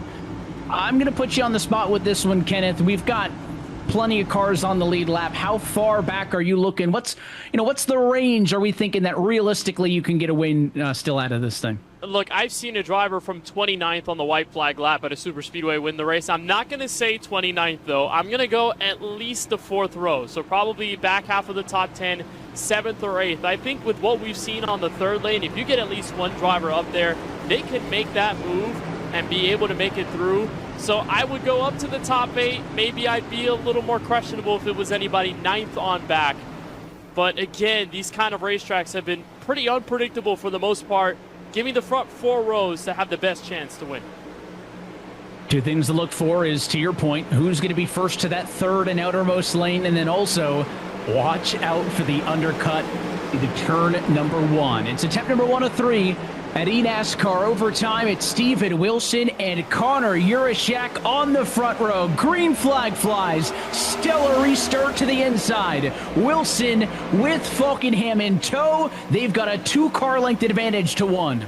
And Malik thought about it to the inside of Daniel Falkingham. He had to way back a little bit in turn number 1. It's going to give the outside a chance to regroup, get themselves settled. They are led by the Latar Esports Chevrolet, but not for long. Wilson and Falkingham take a chance to block. It's going to be official if we get to the white flag. And then you have Malik Ray, Zach Novak on the bottom trying to team up. Steven Wilson, he talked about playing defense. He's going to have to start right now as the 55 makes a move going into 1. This race is official. Wilson has the push up top. Support coming for the 55 of Falkenham on the bottom. Drag race down the back straightaway. Advantage to Wilson as Urashak pushes. He'll go down the block. Urashak now leads the outside. Can the 40, looking for his first win, get there in time? Trouble behind the leaders, but Wilson does it again with another Atlanta victory. Count them 3 on this version of the EchoPark Speedway. Another victory here on the high, steep banked version of the EchoPark Speedway. Steven Wilson gets the job done. And just like that, it did not take long at all for the man who is your defending series champion to get back in victory lane. It is career race victory number 18 on his career. This winning moment is brought to you by Coca-Cola, the official fan refreshment of eNASCAR.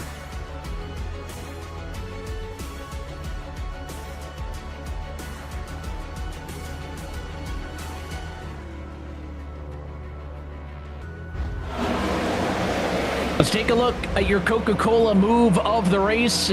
And it came down to, we'll call it that full 2-lap run in overtime. And I think he helped himself out, at least out of the gate here, guys, by getting that big jump. But you knew he wasn't going to be able to hold 2 car lengths forever. Yeah, there was Falkingham on the outside, but that was a great block from Wilson. And 9 times out of 10, that could be a car going right into the outside wall, but Wilson played it smart. He knew where the run was going. And looking at even half blocking there on Malik Ray, making sure he can keep those lines honest. I mean, this was a great drive from Daniel Falkingham, but it's all about the right placement at the right time for Wilson. He gets a great push here off of turn 2 from Connor Urashak. That gets him back out in front. And then the whole field just gets really desperate trying to get around the 77. And that push alone is what keeps him afloat. He's an Iowa boy, but he's Atlanta's finest right now. Masterful from Steven Wilson. Each lane that had the momentum, he guessed correctly. And at this point, it's not even guessing. Chaos behind him, glory out front. Steven Wilson wasn't guessing. That was skill. He knew, and it was masterful to watch. He just keeps doing it year after year, visit after visit. He is one of the very best for a reason, and That place might as well be Stephen Wilson Lane for how many times he's been parking down there. Let's take a look at your Coca-Cola full race results. Final margin of victory just under a tenth of a second. It's 8/100ths. Wilson over Falkingham. Urashak had a shot at what would have been a first career win. He gets a great third-place finish in the end, though. Malik Ray 3 spots shy of repeating as a victor, but with his Judah Motorsports teammate Zach Novak behind, a great night for that Chevy camp. The Canaan number 11 Vicente Salas is P6. Thomas Lloyd, didn't talk a ton about him tonight. He's 7th. Kenny Brady is going to be your highest finishing rookie in the number 8 spot, and then Bias and DeMerchant your top 10. Christopher Hill just outside of the top 10 in 11th. Blake Reynolds getting through lots of the wrecks tonight in 12th. Donovan Strauss, Sean Conklin, Blaze Crawford the rest of the top 15. Wyatt Tinsley back in 16th. Parker White 17th. Matthew Morton, Casey Kerwin, and Femi Olatunbosi into the top 20. Some of those contenders to win early on, but then just getting the bad luck late. Yeah, not a repeat night for Bobby Zelensky, who won in Charlotte a couple of weeks ago. He ends up 22nd place in this one. Garrett Maines, 29th. He led more laps than anybody else did. Doesn't matter. Got to get the whole race together, and I'm sure these 20s and 30s look a lot different at the stripe than they did going into turn 3. It was a mess from 15th on back. And then these are a lot of cars that were just involved in crashes late. Tucker Minter couldn't find a break. Nate Stewart led laps early on, and it's just 40 that end up here at EchoPark Speedway, and it ends up just being a mess in some cases and a drive to the finish in another sense. Stephen Wilson, a 3-time Atlanta winner. Alan, you're with him. Stephen Wilson, we're talking again after an eventful 2 laps. I made the comment, Stephen, you knew which lap, which lane to defend. You weren't guessing. It felt like you just knew it by skill and instinct. Can you take me through picking those lanes and picking how to defend it and getting to victory lane? Yeah, it was a lot of just blocking the bottom on entry there, just trying to make sure that I gave them dirty air and slow them down because we were on old enough tires to where that kind of mattered, and they had to lift a little bit if they were behind me. So I did a good job there with Falk, back-end teammate, setup teammate. Good job to him finishing second. We worked pretty well there together, and I just made the right move at the right time to block middle, and then I got down in front of Malik, and then from there I felt like I was just blocking both lanes pretty easily, and yeah, it's really cool. I did a little mini bow there for KB, and shout out to KB, everyone, all that family, everyone in the Bush family. Think about you guys. Happy to have them on the car, a little decal on the car today, so that's cool. And yeah, I just want to thank all the partners, Inspire, everybody on the race car, everyone watching at home, all the family, all the friends, and everyone in the booth will be happy to know he's back on the phone right now. He's back, ready to talk. Your boy, and then we got to hear from him, your boy Carson. I know he gave you some crap for not winning the first race of the season. What's he got to say now? What do you say, Carson? You won Talladega, now your boy wins here at Atlanta. Hey, Carson, what do you got? You're on. Am I on? Am I on the air? You're on the air. Go ahead. It's a big day. Big day for us here at the Freeway Insurance, Delaware Life, Spectrum, Gamebridge, Ziegler Auto Group, Endercars.com, Chili's, Moto Casino, Minor, number 77 Chevrolet. So super pumped about that for this group here. And I told Steve, he has to win 2 more races to go 3 for 4 like he did. He already failed at trying to go 4 for 4, so we can at least go 3 for 4. Yeah, we got a match last year, went 3 for 4, but hey, the average finish through 2, 1.5, not bad. Not bad. Well, Carson, thanks for joining us. Steven, this is your show. You are the show, so you deserve all the flowers. You got the win tonight. We'll see what you can do at the new track at San Diego. I don't know why you're not the favorite there already, but we'll see you next week.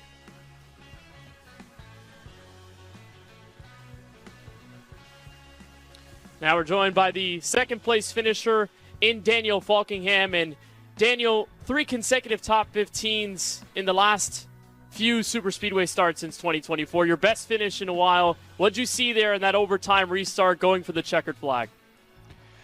Yeah, being lined up on the bottom right there, I feel like I had a better shot than I was on the previous restart where I was on the outside, where just with Steve just being in front of me, just the draft just pulled me along to get clear to the outside. I thought I had a good shot down the back straightaway, but I kind of just made him move a little too late to where he could cover it off.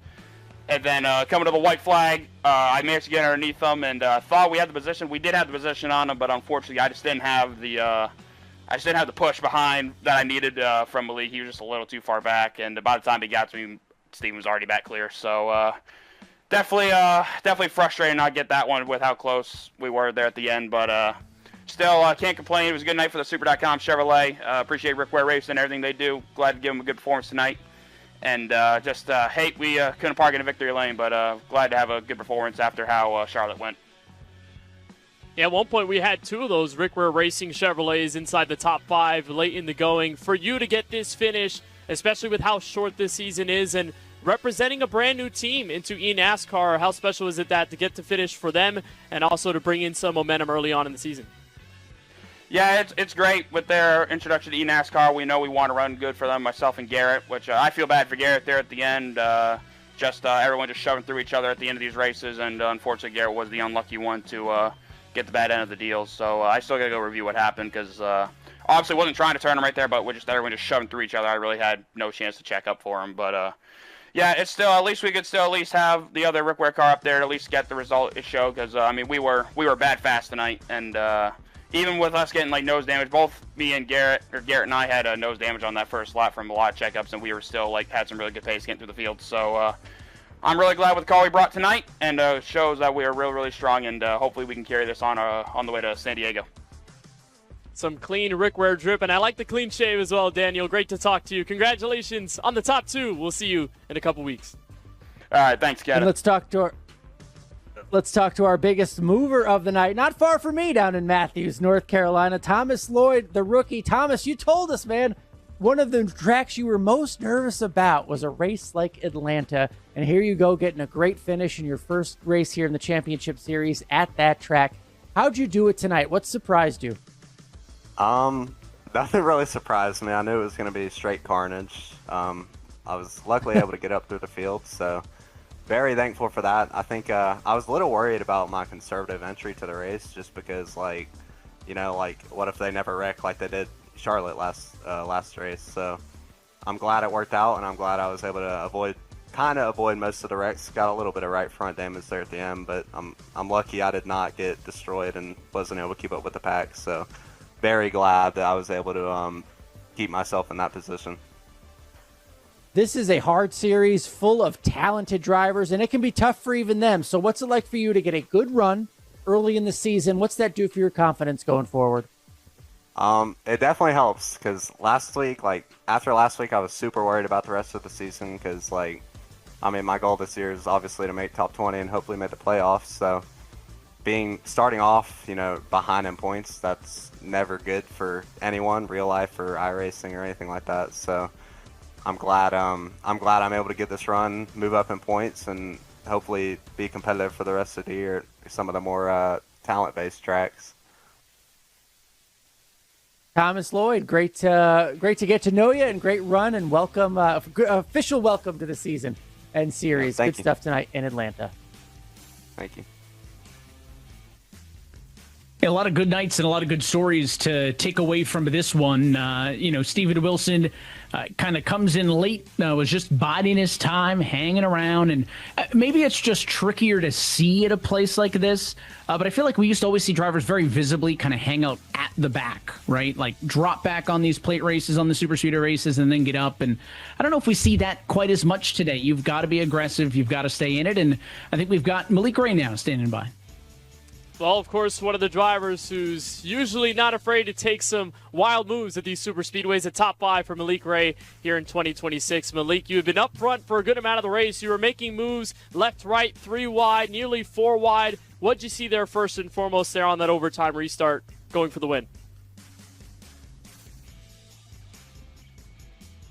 It's Malik, it's Kenneth in the booth. You got a copy?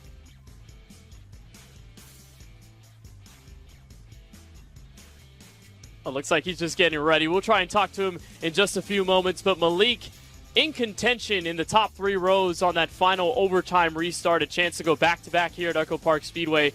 But yeah, Evan, to your point about kind of hanging in the back, it just, with this track and how narrow and fast and high intensity it is, I don't know if you can afford to be all the way at the back because sometimes you may not have enough space to get out of it, even though we did see some drivers do that over the course of the race. But it's just that amped up nature of you have to be at the front, you have to gain as much points as possible. And knowing this shorter season with the shorter segments, I mean, this is 1/3 of the segment already just in this race alone. So you do have to perform, especially if Charlotte didn't go your way. All right, well, let's try this time to talk to Malik Ray, top 5 finisher here at EchoPark Speedway. Malik, do you got us this time? Yes, sir. I got you. How you doing, man? All right. Well, top 5 tonight in this Junior Motorsports Chevrolet. We saw you making moves under the apron in the quad oval, 3 wide on the outside, chance to win there in the final laps. What was your mindset? What was the game plan there to try and go back-to-back at EchoPark? I was just trying to keep my track position there at the end. I saw that there was an opportunity to go under Daniel going into turn 1, and he just timed his block, and then I couldn't go any lower because I had bounced off of him. So then at that point, I kind of just had to just hold the bottom, and then from there, I was able to get a P. I think I finished P4 or P5, so I was able to just, hold it down on the bottom. Some pretty good weeks for you, Malik, over the last few, because you were in a Logitech G commercial with Bubba Wallace that aired on Prime. You got a crazy shoe collection. I'm going to keep it a buck with you. That is clean. That may be the cleanest shoe collection I've ever seen. What's your favorite shoe from that group? Do you have a favorite? I see a lot of Jordan 1s. It's probably the shattered backboards. It's this orange pair up here. I don't know if you can see them or not, but it's probably those. I think they're the 3.0s, and I'm trying to get the 1.0s, but I haven't seen any for under, I think they retail for $500 at the moment, and I'm not trying to spend that on those. So yeah.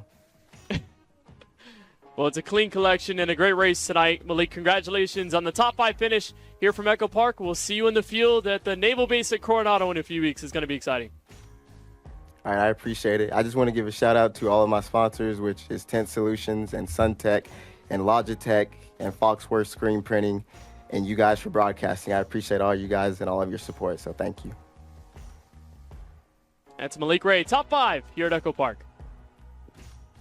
Well, just like that, 2 races in, but already we got to start talking about 1 race to go in segment number 1. It's critical because not only does it pay out $3,000, I'd take that, but 5 playoff bonus points on the line to the segment champion, and there is no surprise at all here, guys. You heard Steven Wilson, an average finish of a 1.5 means that he is the man to beat. 12-point advantage, trying to lock up a segment championship already, a segment win when we go into next week. And you saw the big changes in this race. I mean, a poor finish tonight automatically drops you a ton. Look at how far Bobby Zelensky fell down, 7th from the top spot entering this race. And look at Connor Yoroshak. What a strong start to his 2026 season. We knew how strong it was as a rookie last year, Alan, but doing a great job here now. And Christopher Hill as well with a brand new team. Yeah, I mean, just a good look. And we'll take a look at the team standings here early on. We know what a start that the ERA Esports had, but now because of the strong run from Steven Wilson, Femi Olat also running well, Spire Motorsports on top, Junior Motorsports though just behind them, Malik Ray, Steven Wilson, they put on the show tonight, and now their teams are both benefiting. William Byron Esports right up there, and ERA Esports benefiting from Bobby Zelensky's win. I love the team standings. Junior Motorsports from 8th to 2nd by getting 2 drivers inside of the top 10. Now, this is a cumulative title that'll go all season long, so those big swings will be fewer and far between as we get later in. But again, it's early, and that's a big swing in favor of Junior Motorsports. Spire goes 3-1, no shocker there with the win. So there is still plenty of work to be done. It includes the next time out in 2 weeks' time. For the 4th straight year, we will have a street course in the eNASCAR Coca-Cola iRacing Championship Series as a points race. But I did not have maybe on my bingo card a couple weeks ago that it would be on the Naval Base at Coronado. The San Diego street course, Kenneth, is coming at us 2 weeks' time for the segment 1 finale. Yeah, this track coming out very soon, and the drivers not having a lot of time to prepare for a relatively new race course that is still changing by the minute. It's great. NASCAR, real life is going to go there. How cool is it to race on the streets with a challenge, but also, Alan, race against fighter jets and helicopters, having that all around you. It's going to be great. Oh, it's unbelievable, and it'll just bring a lot of good and great attention to the service. The fact that iRacing played a role in once again developing a real-world track, and the first look you're going to get on it is on here on the service. I can't wait to see that and maybe experience it myself. Not as good as our guys here in the Coke Series, but maybe make a few laps, be the first ones to do it. I've got my Logitech wheel right here. I think that guy's getting plugged in when that track drops. It's going to be a lot of fun, both if you're on the sim driving it and if you're on the stream joining us when we come back in 2 weeks. Until then, though, that is it for us here tonight from Atlanta. On behalf of our entire team at NASCAR, iRacing, everybody behind the scenes on the broadcast, and of course for your broadcast team tonight. For James Pike, Taylor Burris on a Countdown to Green, and then for Alan Cavana, Kenneth Bueno, and myself, Evan Pasoko, I want to say thanks for tuning in, and we'll catch you in 2 weeks' time. That's Tuesday, June 18th, from iRacing's virtual Naval Base Coronado. That race and every race of the eNASCAR Coca-Cola iRacing Championship Series can be found right here on the iRacing Esports Network and streaming live at eNASCAR.com. Till then, good night from Atlanta, and congratulations. The defending champ is back in victory lane. Steven Wilson gets it done again.